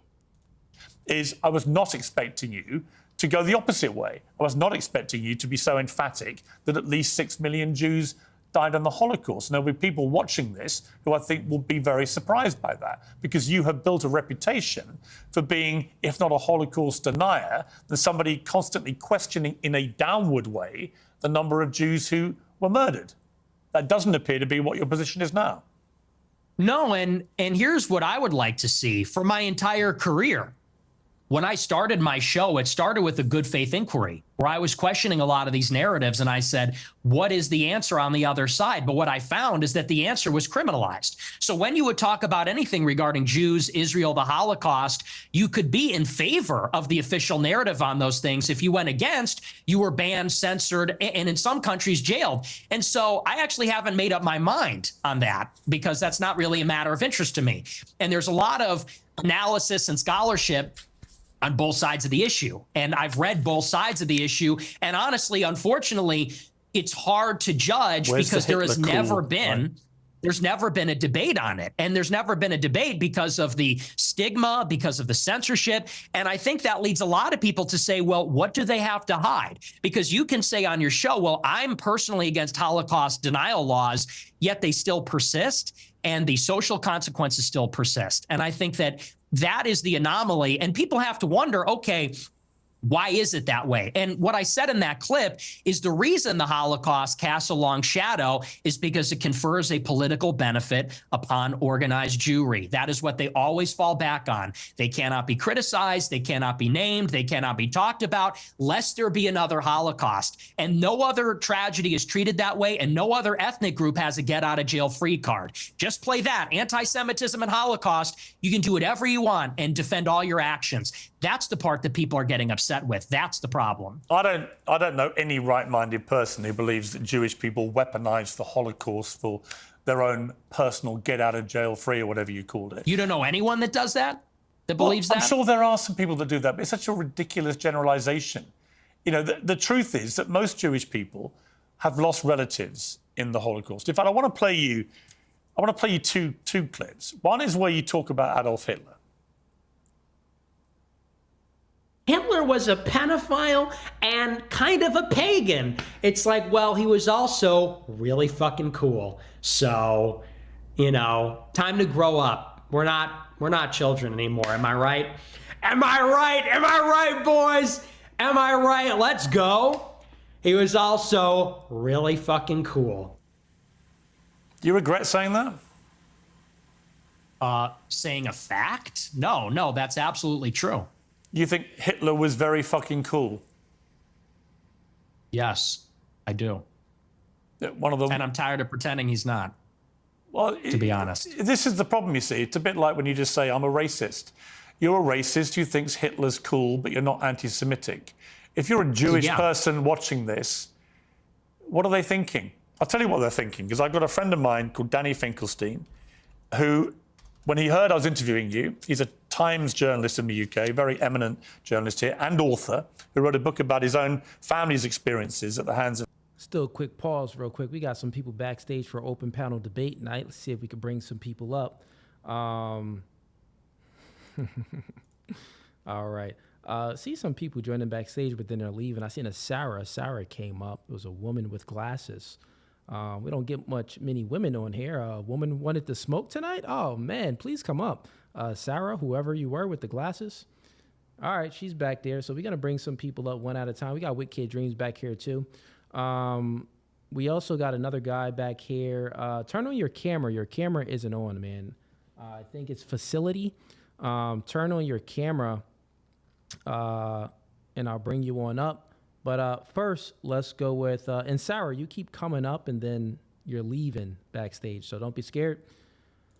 Welcome to No Fugazi Podcast. State your name and what do you want to debate about? Hey, my name's Josh. Okay, Josh, and what do you want to debate about? Actually, that was my comment you pulled up earlier about Nick trolling. He's trolling hard. It's a subtle troll, though. Basically, the 6 million thing on his show, he stated a million different times that basically that number is questionable. But he's trying to basically being a contrarian. He's trying to prove a point by saying basically, oh, it could be 6 million. It could be 100 times that. Who knows? Basically, instead of saying, oh, well, no, it's not, or yes, it is, or what, he's proven a point, a subtle point. I get what you're saying, and I get that part in regards to him saying a higher number rather than a lower number. The fact that he's saying the higher number, though, that's the part where it's like, well, you never said a lower number. You said minimum 6, right? Minimum 6 million, but it's either minimum, but it's definitely saying higher numbers. But he never said on Piers Morgan's show lower numbers. I get what you're saying, that he's trolling. He's basically trying to disprove Piers' position by saying, like, we don't really know what the number is. I get what you're saying, but he never said lower. I would say I would say this though, in regards to Nick, because I did make a claim and I said that, well, Nick doubled down on each video when it came to the black community, but he did not double down to a video where it came to the small head community. He just did it now. So I would say that he is doubling down currently right now in regards to the small head community too. But okay, what exactly, any other points that you wanted to make or no? But basically, here at the end of the conversation, he's going to call himself a maximalist. Basically, it's not really shock value. He's just trying to show that it doesn't really matter what the number is, because right there in Britain, where Piers Morgan is, the conversation can't be had. You could say it's 1,000, 2,000, 4 million, 400 trillion, but you can't talk about it. Yeah. So the number itself really don't even matter. I get that point too. And I spoke about it. I gave my commentary on that point. Basically, instead of answering the question directly on what number exactly, he made it very nuanced and say, well, it could be more, but it's definitely not less than 6. But also, that's not the big picture or the big problem. The bigger problem is that in your country, Piers, you can't even speak about it. That's a bigger issue. So I see what he's doing. And that's why I said that even when I reacted to that, I was like, that was smooth on his part. It was a good debate tactic to use against Piers so he can slide away from that. So, but do you have a specific question to me that you disagree with my takes to have? No, man. I saw a chance to jump up, and I've been watching you for a while. I figured I would jump up and kind of elaborate on my point a little bit. I didn't want you to think I was trolling you or just talking shit in your chat or whatever. Oh, my bad. My language. I apologize for that. It's all good, man. It's all good. But basically, I think the whole point was just that we don't know what the actual number is, so there's no point in agreeing to disagree or to agree with any numbers, because until you can have the conversation about what the number even is without going to jail about the conversation, then there's really no debate to be had, because you can't have the debate.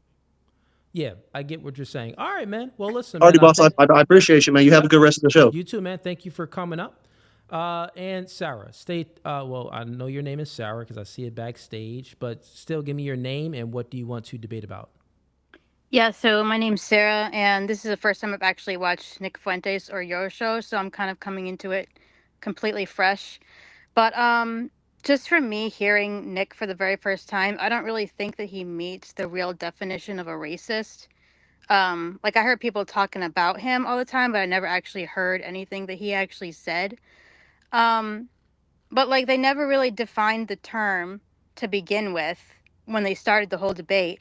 And like, he starts out the whole thing saying, yeah, I'm racist, but then again, everybody is. So it's like, what does he actually mean by that? Does he mean he thinks that white people are actually better, or is it a cultural thing? And then like at the end of the video, which you haven't gotten to there yet, but don't know. That was my point too.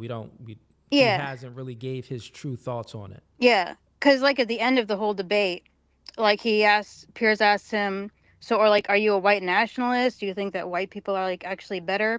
And he's like, no, I don't believe that. I believe that we're all equal under God. I mean, the whole point of being a racist is that you think that, you know, you're superior because of your genetics. And I just really don't know what he thinks. Is it just cultural, or is it? Well, but it's not really.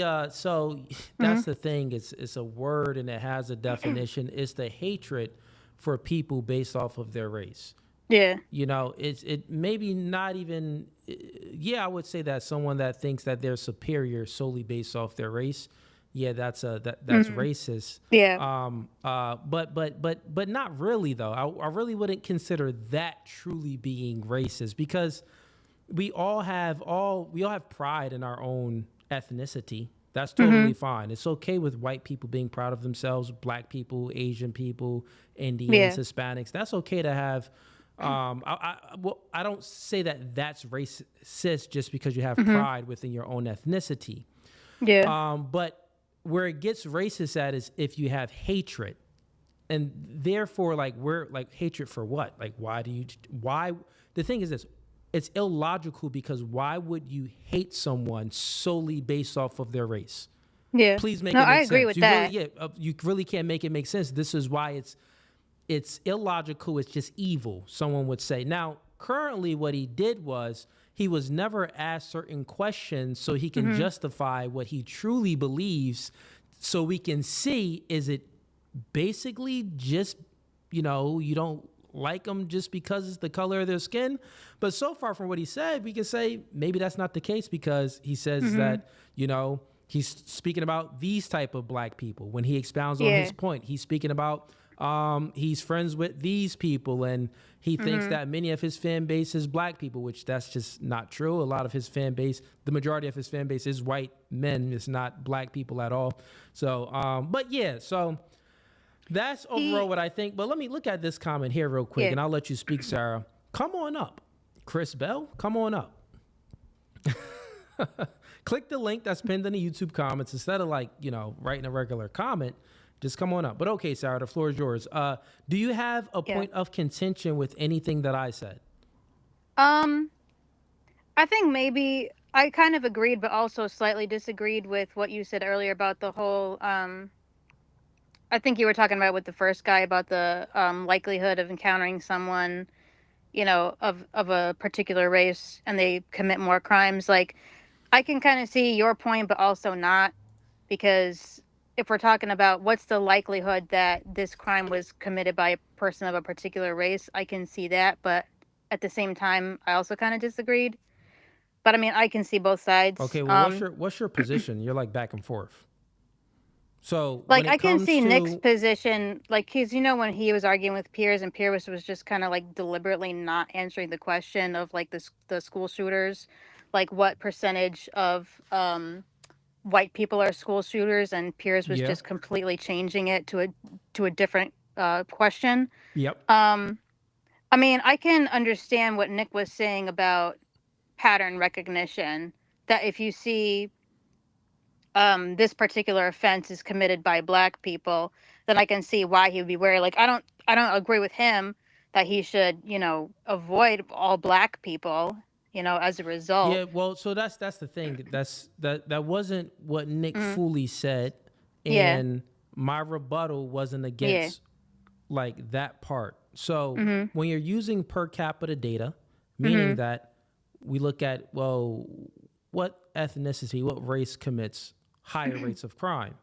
Yeah. Well, if you go by black people, 13% of the population, they commit this amount of crime. White people, 60% of the population, they commit this amount of crime. A little bit more crime than black people, but black people committed at a higher rate because they're a smaller population of the country. This does not mean that you're more likely to experience crime from black people. This doesn't mean that, right?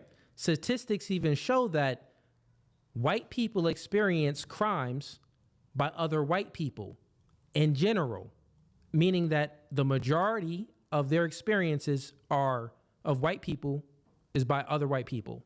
Same thing with black people, because black people live amongst black people and whites live amongst whites. So therefore, his correlation to say, well, my experience based off of the data, it's a lie. That isn't your experience, because you don't live amongst black people. You can say that you watched some videos on X, and based off the algorithm, from your algorithm gave you some experience, but that isn't your impersonal person-to-person experience. You get what I'm saying? That's just not true. I get what you're saying, but I think that there are lots of people who do have think about experience as well. Think about this. There's more white people in this country. I was raised in a hood, and there's been black people there always been more white people than black people. So in my little projects, there was more black people. Once I go outside of my little block, way more white people. And that's how it is in most communities. So even in Chicago, I don't know if you've ever been there. In Chicago, they got the hood. You go outside that hood, the population of whites is still more dominant than the population of blacks within that hood, within that ghetto, right? So we would say that, well, when you're comparing the two, I actually experienced more, things from white people than I did with black people. Because there's just more white people. And then not only that, black people can't even afford to hang around white people, generally speaking. No, I understand. I think that what he was saying, that I kind of agree with what it seemed like he was trying to say and failing, that there's a cultural problem amongst blacks, but not so much with whites. I think if he had said that that it's a cultural problem, then it would have been a lot more clear. But there was one thing that he said. Well, well, that's the thing. Yeah, Yeah. that's clear, but not that clear because it's more than just culture, right? Now, Mm-hmm. what is black culture? You can't even really describe Yeah. it, really. Like black culture. What you Well, want when to I say? say Hip hop? culture, I mean more like way of life, things that you choose to do, not like you were born that way. Yeah, But well, you no, did. that's what I mean. Like way of life, things that traditions and things like Mhm. that. If we're looking at culture, well, we can only point to one thing within black culture, and we can look at hip hop music, like gang Mhm. violence, well, gang music, where they Yeah. actually speak about and try to make it seem cool when they're saying that, oh yeah, I just shot up this neighborhood, I got the blicky on me, stuff like Yeah. that, right? They try to make crime and violence seem cool, and this would be this would be Mhm. a section of the culture within the Yeah. black community, which would be that hip hop culture. That would be But one but part of that it. But I that think would you be one also part of it. But mentioned. the Uh, other, what I'm saying is mhm. that wouldn't be predominant. That wouldn't be the main reason why black people are acting Yeah. ghetto and violent and committing crimes. We all know one of the main reasons is when there's no fathers in the black home. Yeah. And that's another point because I don't Single think it's mother any just households one leads to thing, juvenile really. delinquents. It leads to it leads to Mhm. women on a stripper pole. It leads to just children rebelling against society. Yeah. They I more mean, and likely that's to get kind of what into I mean when I gangs. say cultural problem. I mean, that would include when I say cultural problem, I'm also including what you're saying about the You're black including that, fathers. okay? So, maybe cultural is not the right word. You could call it lifestyle or values or whatever. But I don't think it's just one problem like the hip hop, like you're saying. I don't think it's just one thing. Mhm. But I think that Piers should have zoomed in on the part when he said that the racial problems are not just skin deep, as he put it. Like, what does he mean by that? Like, I rebutted with him saying, like, oh, so do you mean like you think that they were born that way? Like, what do you mean by it's not just skin deep? And he really didn't do the follow ups that he should have done. Yeah, I agree too. Pierce didn't do a good job with the follow ups and stuff like that. But thanks for the conversation, Sarah. Thanks. Wit Kid, what you got for me, man? Yo, we got this guy Terry in chat. Well, I mean, it says guy, but his process of thinking seems pretty feminine to me. He thinks that I'm not going to debate him, so obviously he does not watch this show. That's first off. So he talking mad crap in chat. He tried to say he was up here and he was ready to debate me. So you see anybody with the name Terry backstage by any chance? Or is he just a Uh, keyboard warrior like a yeah, woman? yeah. So this guy, shouts out to Wit Kid Dreams, man. He's one of the members. If anyone's tuning in, which is why I didn't ask him what he wanted to debate about. That's one of the privileges that you get if you become a member and you join this thing of ours. You get privileges of coming on up and you can debate anybody that's in the chat. So no, Terry is not backstage. He never Yeah, came back. there's a comment saying I was backstage and they didn't let me up. Bro, I'll send you the tags and all that. Come on, Terry, where you at, bro? No, Terry, Look, you he goes, actually this have to dude wants put to your suck his. name. Oh, see, look, he's talking crap in the chat, but he won't even come on stage. Scared, bro. He's scared. Yeah, so well, if he comes back with Kid, I'll go ahead and put you backstage. You can wait backstage when Yeah, Terry you comes let me know if up. he come. He ain't gonna come. You already know that. Yeah, Come on. yeah, he probably won't. But if he does come up, man, I'll bring you right I'll on be up. here. Okay. All right, brother. Have a good one. Yeah, Terry, if you want to debate with Kid Dreams or if you disagree with any of my takes, you're welcome to come on up. And other people as well in the chat, if you want to come on up and debate, this is what we do here, man. So yeah. Let's go ahead and get. I'm supposed to be going to the gym with Ease, man. Let's see. Let's see if Ease got back to me. Ease ain't get back to me well. He's supposed to be getting it in, have a good workout session in. Some training, pause. That could have sound crazy. All right, we got. I think that's it for the. Is that it? Yeah, that's it for the super chats for right now. Let's continue with this a little more.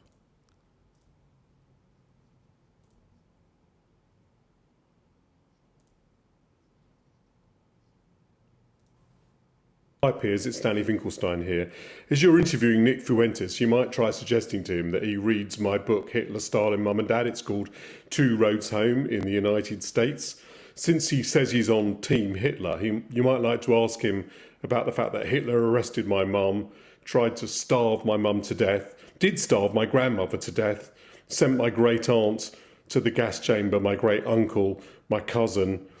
My grandmother on my father's side ended up being one out of 7 children, the only one that survived the war. So you might ask him whether he wouldn't rather be on Team Mum rather than Team Hitler. And as for celebrating Stalin's birthday, well, Stalin took my father, sent him to a state collective farm, sent my grandmother and to a state collective farm, sent my grandfather to the Gulag. You might try asking him why he doesn't celebrate Dad's birthday rather than Stalin's. It may all be a big joke to him, but he complains that he was 18 when someone tried to cancel him. Well, Stalin and Hitler arrested my mum and my dad when they were 10 years old. So perhaps he might like to reconsider his joke. See, that's the reality of your jokes, although I haven't ascertained yet whether you are joking when you say that Hitler was very fucking cool. Are you joking, or do you actually think he was very fucking cool? The most genocidal monster of the last 150 years? Yeah, the thing is, my generation, we're just done with the pearl clutching. You know, yeah, you might be, but then your generation hasn't gone through what Danny Finkelstein's family went through. So maybe the pearl clutching has a way to go for families whose family members were murdered. Yeah, we got all. So let's go ahead and use Piers' argument against him, right? Since I was critical of Nick, let's be critical of Piers as well, which I've been critical of Piers as well this entire time. But let's be a little bit more critical of Piers. If we're using Piers's logic, where you can't think someone was cool from the past if they committed some atrocities, then that means that white folks shouldn't like George Washington because he had slaves. White folks shouldn't like all of these presidents, all of these dead presidents that had slaves in the past, right? Black, like, what are you saying, Piers? So this isn't to justify Nick saying that Hitler is cool. This is to demonstrate the hypocrisy on Piers's part by trying to make Nick look like the bad guy for saying something where many white folks said that George Washington, all of these presidents in the past, they were good people. They helped build up this country. They were good men, right? We all know in the past, the world was different back then, right? So, it was different. They did things that we consider to be good because we got good outcomes from it. Today, we're living in a first world country, right? We're living in a first world country, clean water and all of this. And if George Washington and the founders that founded America, if they didn't find this, we wouldn't be having these benefits. On the flip side, they had slaves. They were probably rapists. They were probably a lot of things, right? They probably committed a lot of atrocities. This doesn't mean that you can't say, well, as far as this part of their legacy, it was pretty cool. You get what I'm saying? So, Piers, L for you on that take. Hopefully Nick says exactly what I said. That me mom, like I don't even know who this person is. Why is this person talking to me? This old British guy is saying me mom got killed by Hitler. Because he doesn't find it funny when you say Hitler's very fucking cool. I don't care. I don't care. I know you don't care. That's fine. You don't have to care. But he does care. Does that guy care about America? Does that guy care about me and my country and my family? No. He cares what you, a prominent conservative in America, has to say about Adolf Hitler. Now, what do you mean by Hitler is very fucking cool? Because I think he's very fucking a monster. Okay. So look how the views is so different in our chat, right? So we got somebody that says bad analogy, Cooley. Bad analogy, George Washington to Adolf Hitler. Come on, Cooley. No, it's what I'm comparing is you may like good things about some person, even though they committed some crazy heinous acts in the past. That's the point. That's the only point. We got some people backstage though. Let's bring them on up. Welcome to the show, Annie Smith. Let me get your name and where you're from. You are currently muted, so just unmute yourself. It's Amy with an M. Okay, Amy, and what do you want to debate about? Well, it was really the same point. George Washington, he did own slaves, but he, slavery, unfortunately, is a part of many, many civilizations, including all across Africa. So, Arab world, the Jewish role in the slave trade, all of these things, it's a very pervasive institution. I would argue not over to this day. We have the sex trade, we have prostitution, we have surrogacy of women. Their bodies are, rented to gestate a human being, and that human being is taken from that mother, that biological mother, and given to, for example, a gay couple or something. So we have that practice taking place, which is a kind of slavery, I would argue. So anyway, I'm just saying to compare George Washington, who played an important role in creating the society that does at least afford certain humane principles to someone who's slaughtering millions of people. I just don't think that's fair, and wanted to say something. Yeah. So once again, if we look in history and we're speaking about Adolf Hitler and all of the atrocities that he committed, let me ask you a question. Is there anything that Hitler did that was good? Oh, well, I think that I would rest on the point that Fuentes brought up, that we don't really get to know an honest picture of Hitler, the Nazis, because of the anti-war propaganda, or the pro-war propaganda was never ended in the United States. So you have the Jewish lobby that uses all of that as a victim card, just like Nick is saying. I get that point. And then we also have the U.S. empire using that as a really good guys. Though. So, if you're being objective, can you point out to anything that you think that Hitler and the Nazis did that was good?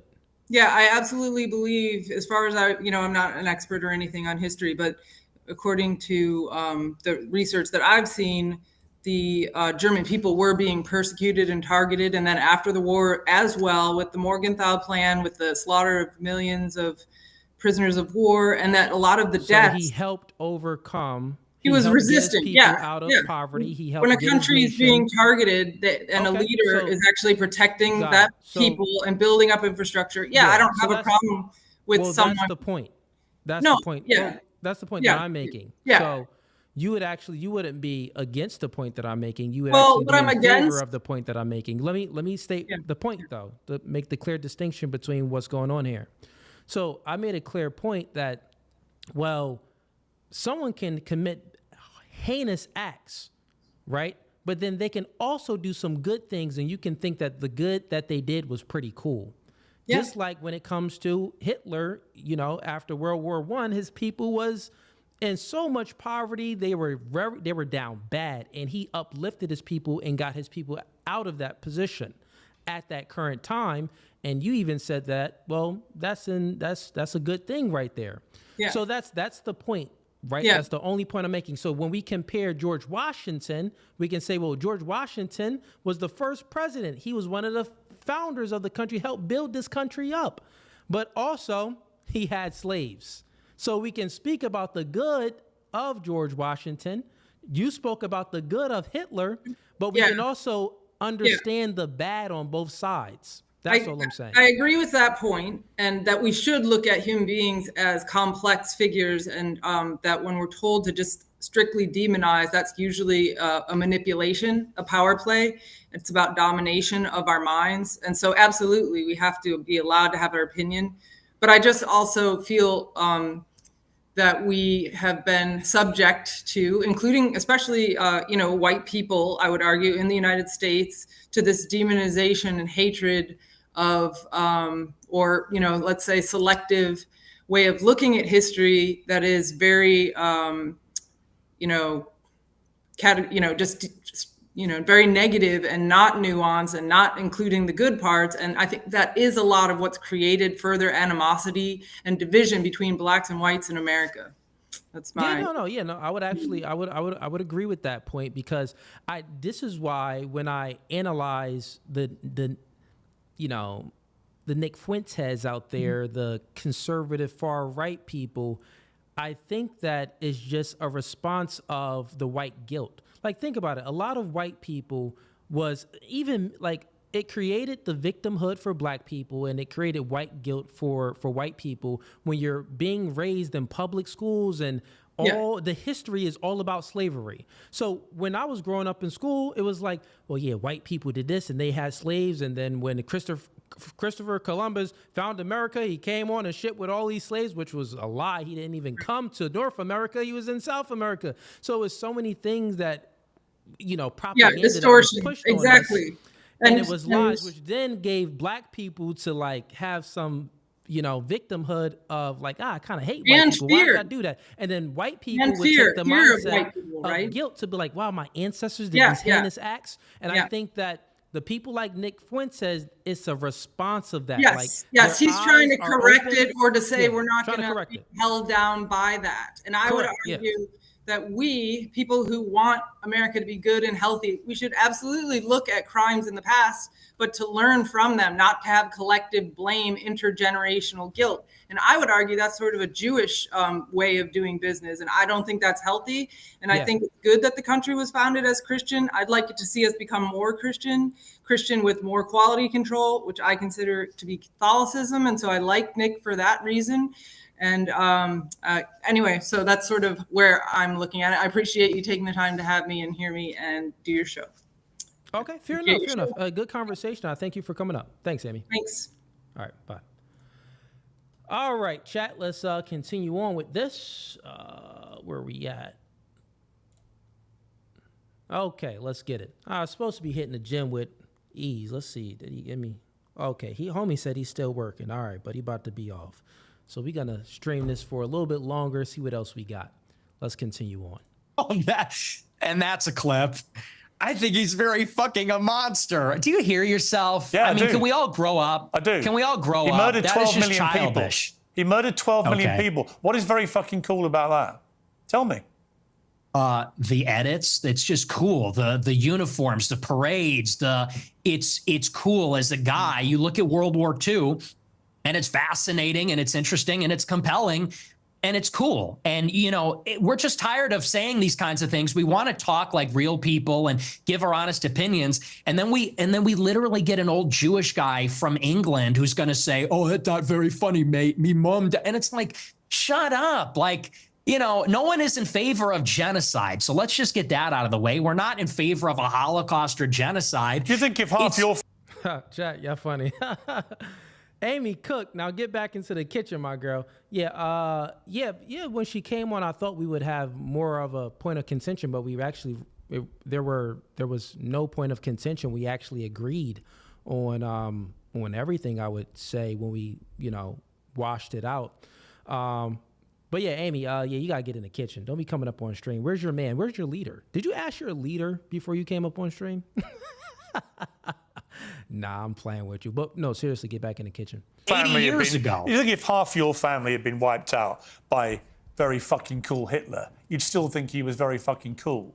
Or would you think that actually he was a despicable monster who murdered 12 million people, who targeted people because they were disabled or Jewish or Romani Gypsy or whatever it may be, and that he systematically destroyed people, incinerated them in gas chambers? Do you think that you would find it very fucking cool if your family had been through that? Or do you think you would find it very fucking disgusting? And perhaps moderate the number of times you laugh about it, or want to joke about it, or want to abuse someone like Danny Finkelstein, who's written incredibly powerful books about what happened to his extended family at the hands of the Nazis and your other hero, Stalin. All right, so right now, Piers is just engaging in emotional argumentation. He's just, all of his arguments right now is emotional based. So, it doesn't really hold any weight over here. Let's see how Nick handles it, though. See, my point to you, Nick Fuentes, is that in parts of this interview, you try to come across as moderate, but every now and again, the mask slips. And it slipped again here with what you say about Hitler. There's nothing very fucking cool about Hitler. We know that from history now. We know what he did. You've already conceded. Yeah, Piers is trying to paint him as the villain. the villain. He's evil. That's what Piers is engaging in right now as far as a debate tactic. And this debate tactic, it could work, but let's see if it does work. That he murdered at least 6 million And Jews. once again, I'm sorry for the pause, but yo, Piers does this to everybody that comes up on stream. He did it to Andrew Tate. Oh, you're a misogynist. You hate all women and all of this stuff. He does it, man. So let's see how Nick can handle this fire right here. So when you say he's very fucking cool, Jewish people watch this and go, this guy's disgusting. Why would he say this about someone who perpetrated such an evil? And what's the real answer? Why do you? Is it just for clicks? Is it for money? Is it just for fun? For shits and giggles? What is it? What motivates you to say something like Hitler was very fucking cool? It's for this. It's for all of this. And the lack of self-awareness is amazing. You're a boomer. You're a 60-year-old boomer. And we've spent maybe 3 minutes on you saying, he's a really fucking monster. He incinerated people. And I'm sitting here saying it's not that serious. It's not that deep. And not that what serious. I'm getting at. Not that serious. Do you want to say more about he's a monster? You're not a kid yourself anymore. You're not a teenager. I know. Right? You're nearly 30, to be clear. Yeah, okay? You're a fully formed adult who has a brain, right? And at some stage... Yeah, I see what y'all saying in the chat. Let me pull up the one chat. Where was it? I missed it, but I read it. You said that it works in a crowd. Yeah, what Piers is doing, I see it right here. Yeah, what Piers is doing, it does work better in a crowd. When he's using these emotional arguments, that's to get the crowd on you. But since we're just all here objectively watching this, to low IQ people, it'll definitely work. But this doesn't negate the argument. So for me, it's not effective. But currently, Nick's response was pretty weak. He just pointed out that, well, Piers, you're a boomer, and look at the way you're speaking. You're speaking about this stuff, and I don't really think that matters. Nick, you need to explain and fully dismantle his point. Fully explain why it's a weak argument. Explain why using an emotional argument is weak. If he would have did that, okay, Nick would have a W for this exchange. But currently right now, we got to watch more. That brain is taking you off these rabbit warrens. Is this an interview or is this a lecture? Can I respond to what you're saying? I want you to explain why you think it's fine to say how fucking cool Hitler is and to dismiss the very powerful 90 seconds from a British journalist who lost a lot of family members to the Nazis in such a callous, dismissive manner. I don't think it's powerful. I think we've been hearing that our entire lives. Okay, the Schindler's List. Let's just be honest. The propaganda is over the top. We have been in America. What about and the Schindler's List? Tell me about the Schindler's List. Well, tell me about the Schindler's List. I'll tell you about it. We have been browbeaten as a people, as Americans, as Westerners, for our entire lives. And do you know what this has done? It has taken away any sense of pride, any sense of love for our own civilization. We have been made the villain in our own story. We have been made because, well, let's just be clear. It doesn't begin and end with Hitler is a monster. This has been the political narrative, which is why we have thrown open the borders. This is a political narrative, which is why we can't be a conservative society as a whole anymore, why we can't be proud of Europeans, why we can't be proud of being Christian, because they've told us if you're too white and too proud and too Christian, it's going to lead to a Holocaust. And so my generation, our entire lives, has seen, honestly, Nick it's true, and that's why people like me. That's why I'm popular, because this is bullshit. Shit. Honestly, yeah, it's a crock. We don't want to hear any more about me mom and me dad. That's the crock of shit. No, listen. What you just said is a crock of shit. And you know true. It's and called the open society. In your gut, you know it is. You weaponize this stuff. You know. You weaponize this stuff for money, but you know when you say something like what you just said. I'm banned from banking. I'm banned from banking and credit cards. You know who you're talking to? Yeah, I do it for money. And by the way, how much money you make? Your company's worth $100 million. Your company's worth $100 million. I was banned from Bank of America. And you shouldn't I'm banned from processing credit cards. And you shouldn't have been. But I am. So don't tell me I'm doing it for money. Well, ask me my opinion about that. I'll tell you should. Doing it for money, because you know that full well, and you say it's a grift. Much money? How much if money I wanted to be a grifter, I'd be like you, and I would go and say, "How much money are you making?" I'm making a lot of money now. Yeah. Now that I'm the #1 live streamer in America, because people agree with me more than they agree with you. We're tired of hearing about slavery and the Holocaust and Jim Crow. We're done hearing about that. You guys I'm overplayed not your done hand. hearing about that. Okay, well, your generation's on the way out, and Generation Z is coming up, and we're finished with that. We're ready to take our country. So Nick's response, it wasn't the best. So like for his audience, it does fine. For Piers using the emotional argument, any logical mind thinking people is going to be like, I see what you're doing. You're trying to paint him as being evil, trying to paint him as being Hitler reincarnated. And for the emotional people, it'll work. But for Nick's, fan base is not working at all. So, Nick's response was weak, but it really didn't matter because it's an emotional argument. Like Pierce's argument was weak.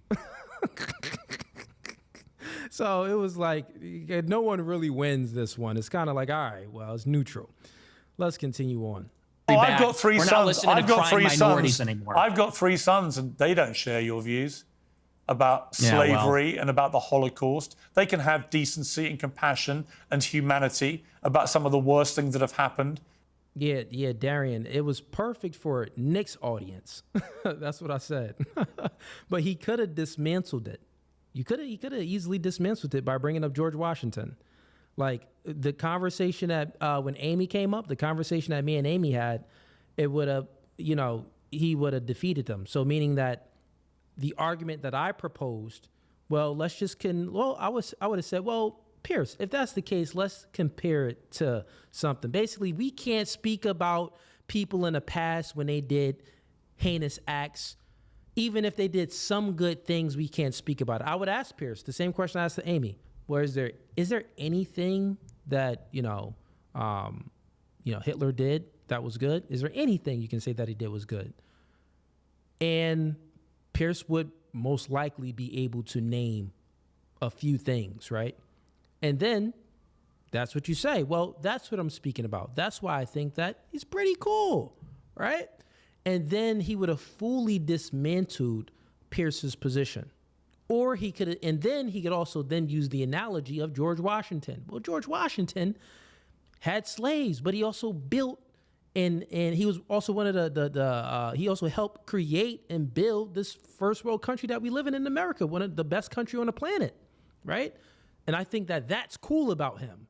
The other stuff, I'm not really for it, but he built this country. Wow, that's pretty cool. So that's how you fully dismantle someone's argument. And also, with what I just said, that's how you get people from Pierce's side to come over to your side. That's how you take from the other audience, right? When you fully dismantle their argument. But if you just let the argument ride, then, you're still going to maintain your audience. But Pierce's audience, the mainstream media, they're not coming over to your side. And I think that Nick Fuentes, his objective and one of the reasons why he's doing these shows is to be more mainstream, to get more of the mainstream audience, right? In the last 150 years or more. Sound like girls. They can do that, and they can also have concerned views about issues like immigration and other issues. The two things are not mutually incompatible. You can have different views about different things. It's your lack of humanity and compassion for people about things like the Holocaust, about slavery. It's that people find so contemptible. And I don't understand why you need to do that. I just ask you, is your motivation financial? Is your motivation for fun? What is the motivation to saying these outlandish things, which you don't need to say, and which I suspect, I don't know, but I suspect a lot of it is performative. So what is the motivation? I'm an iconoclast. The Holocaust is not my religion, and it is treated like a religion. It is treated like a religion with dogma, with blasphemy laws, and that secular religion says, and you say that's a crock of shit. It's intentional. It's called The Open Society by Karl Popper. It's by these architects of the liberal order after World War II. They got together and they said, how can we make sure that Hitler never happens? How can we make sure that totalitarianism never happens again? And they came up with the consensus, which is that we need to take down nations, religions, fathers, the authoritarian personality. We need to be empathetic and altruistic. We need to be diverse and pluralistic. Okay, so now Nick is spitting. Now Nick is spitting. Chat, we can all agree that now he started spitting. And that experiment isn't working. And I'll tell you the truth, right now,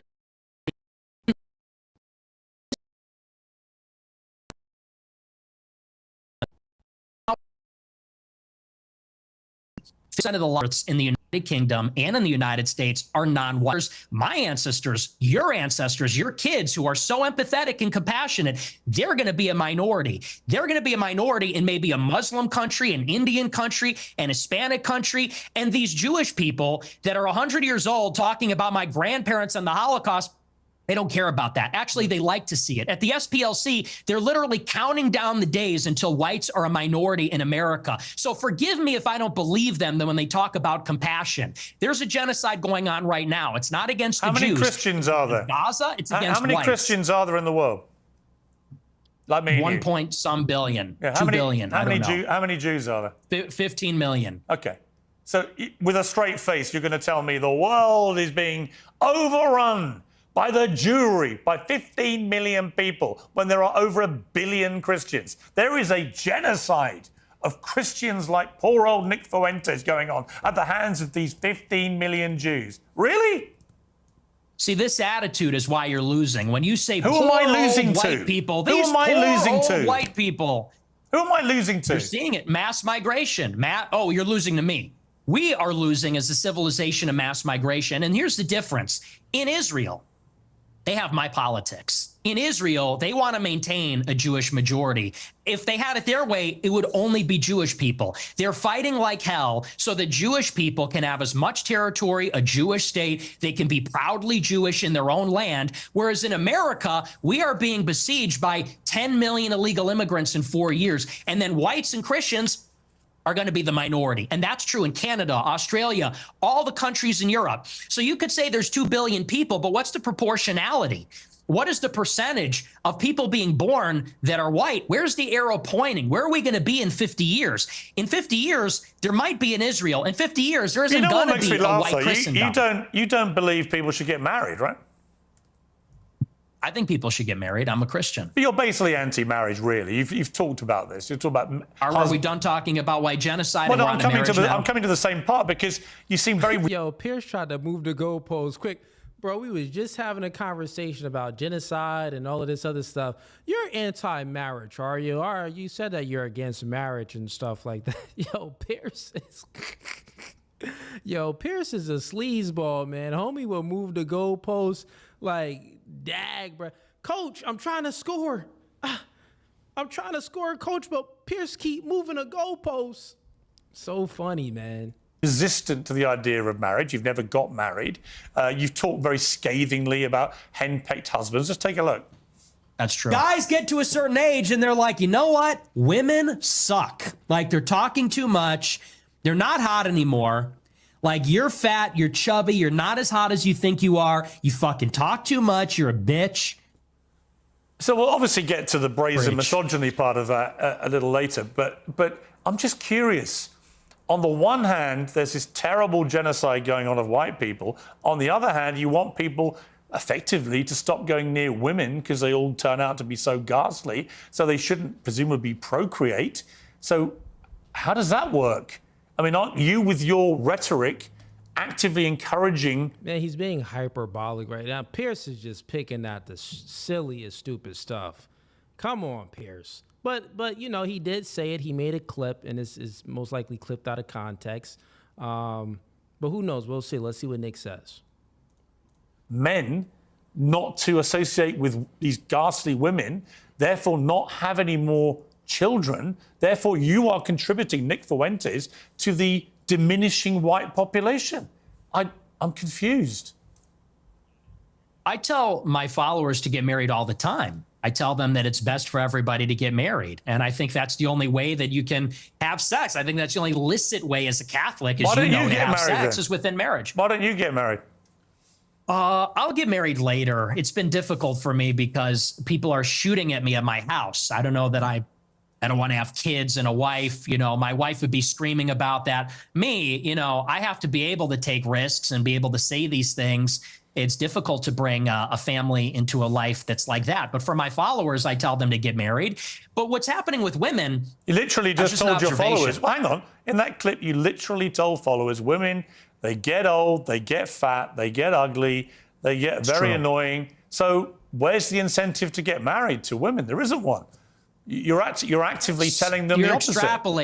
You're extrapolating a lot. We can complain. Just quoting you back yourself again. No, but you're extrapolating and saying, well, you say women are annoying, so therefore, what's the incentive? We have to do it in spite of the fact that they are annoying. We have to do it in spite of the fact that they talk too much. We can get them to lose weight. We can put them on peptides. We can get them to the promised land, but it's going to be Do you think this view of women may be why none of them want to go near you? Oh, you should see my DMs. It is quite the opposite. They're called the Groybettes, and I'm actually batting them away. Granted, not all of them are attractive. Some of them are attractive. Are you actually? Look, just to clear up one of the many theories about you. I've no. All right, this back and forth is actually a little bit funny, right? Yeah. So Piers is, you know, trying to hold him down on what he's saying in regards to when it comes to women. And, you know, Nick, you could say that he's been, you know, hyperbolic here when he's, you know, speaking about women in this way. But Piers is basically trying to point him as being gay. That's what he's trying to say. So it's funny, like, because remember, when Piers asks these questions, it's for a purpose. Just like the other questions in the beginning of the video. Piers was asking him questions about black people, asking him questions about his father and the black comments that he made because he wants to point Nick out to be a racist. Now Piers is asking him questions about women from other things that he said about women because he wants to point Nick out to be gay. So it didn't work in that exchange. Homie said his DMs is filled with a lot of ugly chicks, but you know, it's filled. But it didn't work, right? So as a man, you can, if you're speaking about the opposite sex and stuff, you can speak about, you know, like women in the modernity nowadays, we are experiencing these problems when it comes to dating these type of women. You can point that out. I actually think that Nick's response was good. I don't think that he really needed to explain fully on, if you want to get, you know, Pierce's audience over to your side, then Nick, yeah, you would have to fully explain and be specific on what type of women you're speaking about. That's what you would have to do that to then clear the air up, and then also to not make you seem gay. Because if you're saying that, well, because that's what Piers is trying to make him seem gay. So if it's like saying, well, yeah, like I'm not racist because I have friends that are black. Oh yeah, I'm not gay because I have women that's in my DMs, right? Like to the people that believe that you're gay, you're not gonna make them not believe that you're not gay. To the people that think that you're racist, you're not gonna make them think that you're not racist by just saying that. You actually need to dismantle the argument that Piers is pushing forward. But let's continue on. Idea what the answer is, and you haven't got to answer. But are you actually attracted to women? Look, I told you. Listen, first time seeing this, I did not watch this. I'm watching it live, but I see Pierce's strategy. I see it in 4K. That was his strategy. That's why he asked him. So are you not actually attracted to women? Let's rewind that back a little bit. Let's rewind it back. Are you actually, look, just to clear up one of the many theories about you, I've no idea what the answer is, and you haven't got to answer. But are you actually attracted to women? I am attracted to women. You're not gay?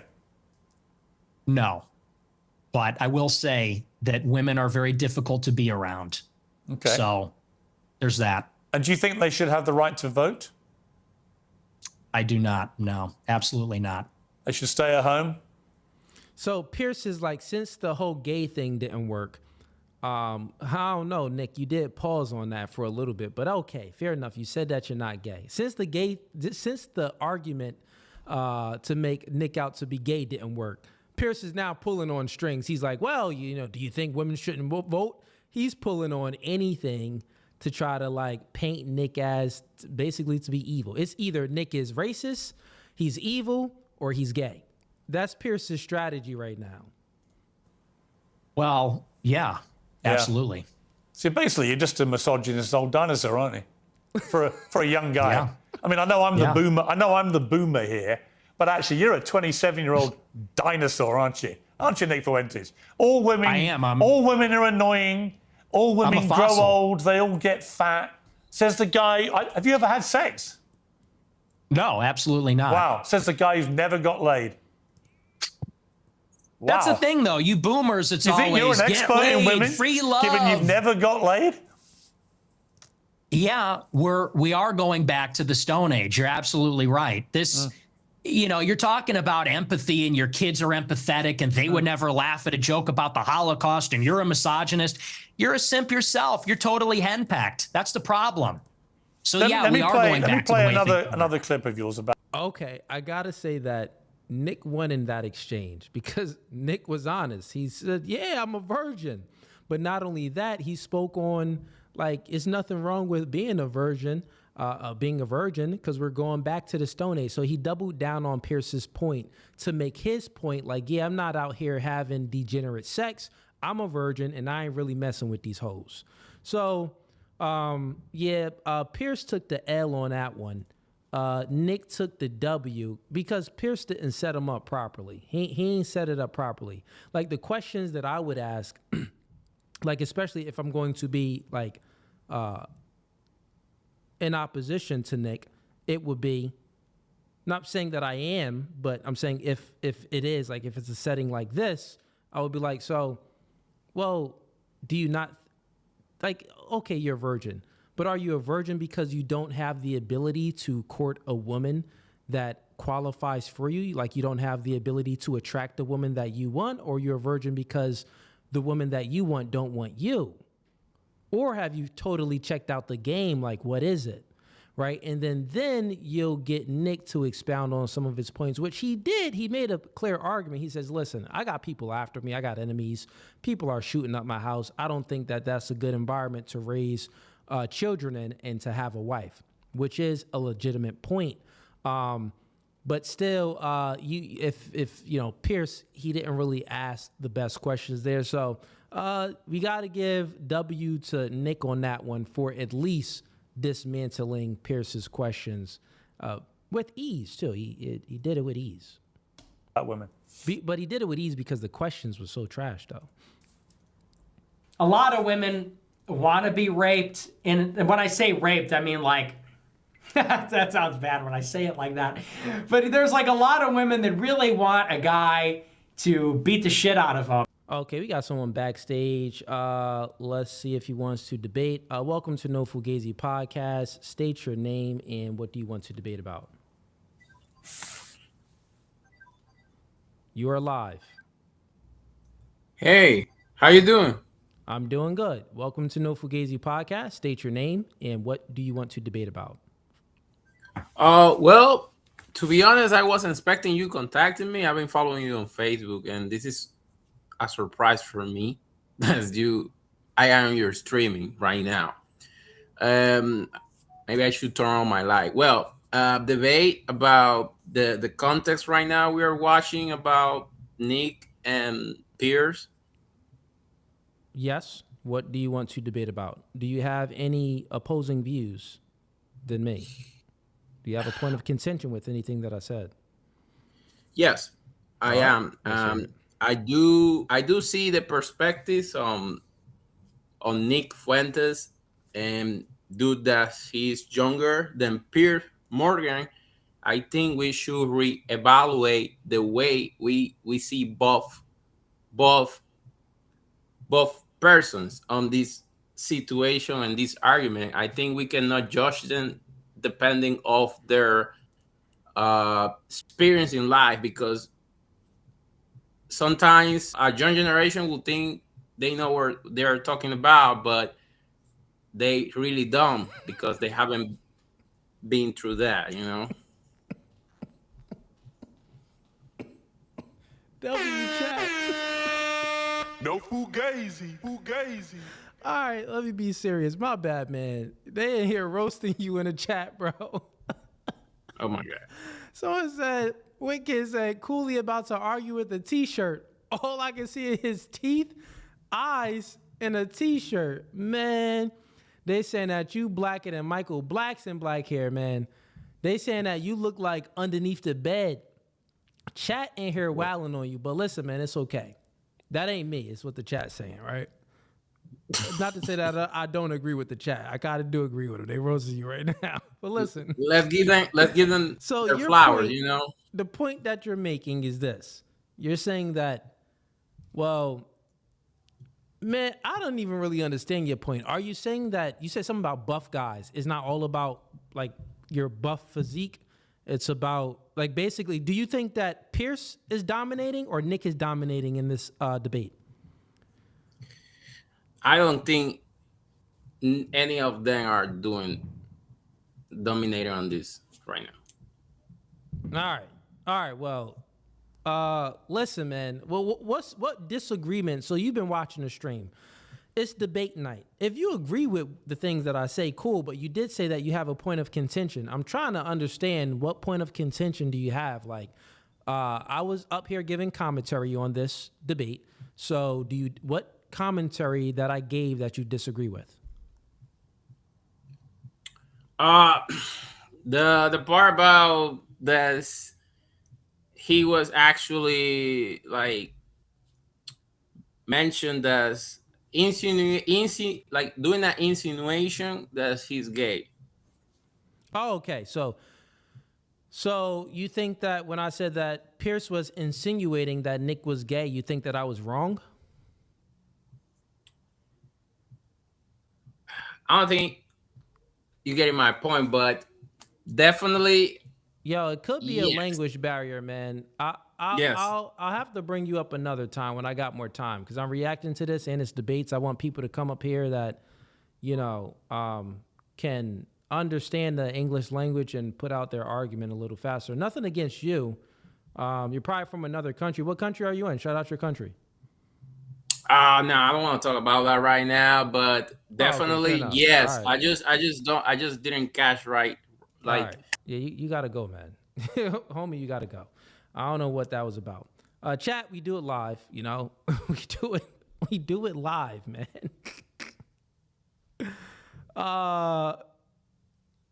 Yeah, man, we do it live, bro. Yeah, I was trying hard. To give him a chance. And you know why? Because, like, I had 2 white people up. I had a white chick up. The black guy came up. I'm like, all right, man, make us look good. But he was from another country anyway. Somebody said Somalia. I don't know where homie was from. But no hate on him. Just when you come up, bro, you on a big platform, just...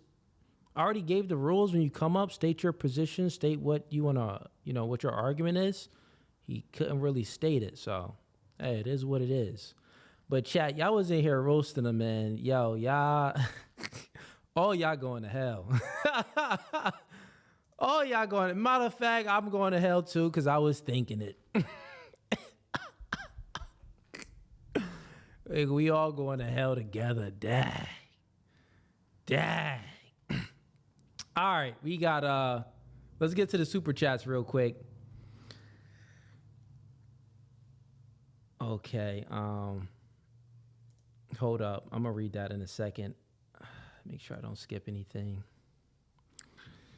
All right, we got sending $5. Thanks for opening a floor and having the stream for people to talk it out. Good talks in the chat. Great talk on both sides. Yeah, man, this is what I do here. And this is the reason why the show is called No Fugazi. Like, you gotta be no Fugazi, man. So even when I'm reacting to stuff, I'm transparent. I normally open it up all the time for people to challenge me on just my commentary, right? And I'm doing it live. I didn't like watch the debate and then have notes and fully like think about this stuff. No, I'm like thinking on the fly and giving you guys, what's really on my mind live during the stream while we're watching it, right? And then also I open it up for my views to be challenged on the spot. And you guys have the upper hand because you can actually, before you come up on stream, you can think about your argument, make sure you formulate it in the right way, and like, I got Cooley, I'm gonna get him, I'm gonna catch him. But y'all don't do that, man. All right, we got Dane Snyder in here. Says he sends him $5. Appreciate the support, Dane. He says, take my money, Cooley. Just saw you were live. Is this a normal open debate panel? Glad you're here. It's cold out, and I'm too fat for cold weather. Fair enough. Nah, this was just a random stream. I didn't even have it planned. I seen that it came up that Piers had debated Nick, had him on his show. I didn't even watch it. I'm like, you know what? I got some time. I was doing some other business today earlier throughout the day. That's why I actually have this on. But I'm like, let me just go ahead and turn on my camera and react to this. So that's what I did, man. We got Dane Snyder again, sends in $2, says, Piers has probably exposed a lot of people to Nick. Yeah, he definitely exposed a lot of people to Nick. Got Dane Snyder again, says, what I can 100% agree with Nick on is that he's not intimidated. He stands on his principles even when you clearly cancel him from life. Yeah, that is true. We got Dane Snyder again, says in $10. Piers is out of gas. He tried to engage with him on this issue, whether Nick is right or wrong. Piers can't logically defeat opinions, so all he has left is to try to socially shame him.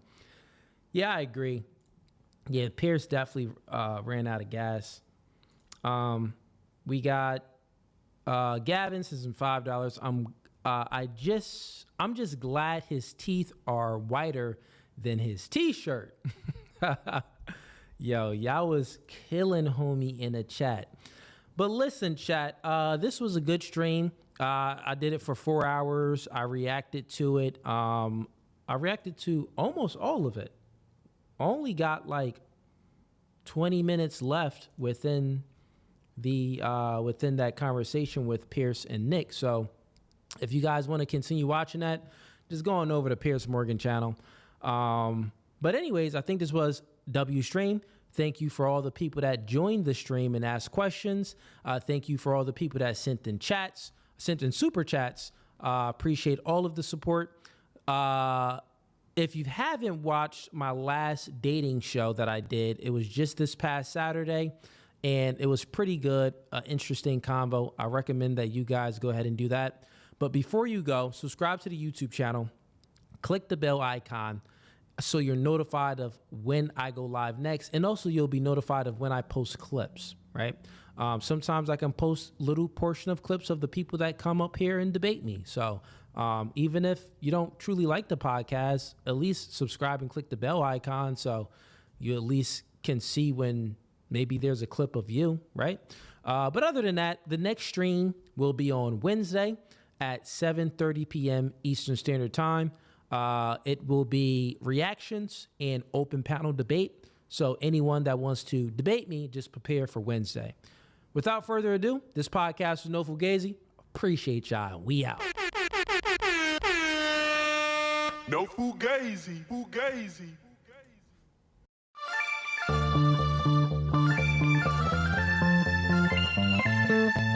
And y'all see the suit too, man. Listen, new studio, new podcast by the spirit, not by the letter. Bro, we can go verse for verse all day long. Doing new things. Men are okay with understanding the reality that we are in competition with one another. But you ladies think that you're special. You are in comfort. Men are men of their word. So here's my word. I'll fly you out here and we can do it in person. And after that, we could box. I'm about my business. So remember I said, when I ask you these questions, I will dismantle your entire argument. That's the end of the debate, my dog. I'm 39, but I don't look your typical 39. Belly.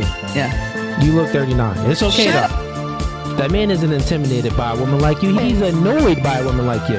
Because a man doesn't want to date another man. He wants to date a woman.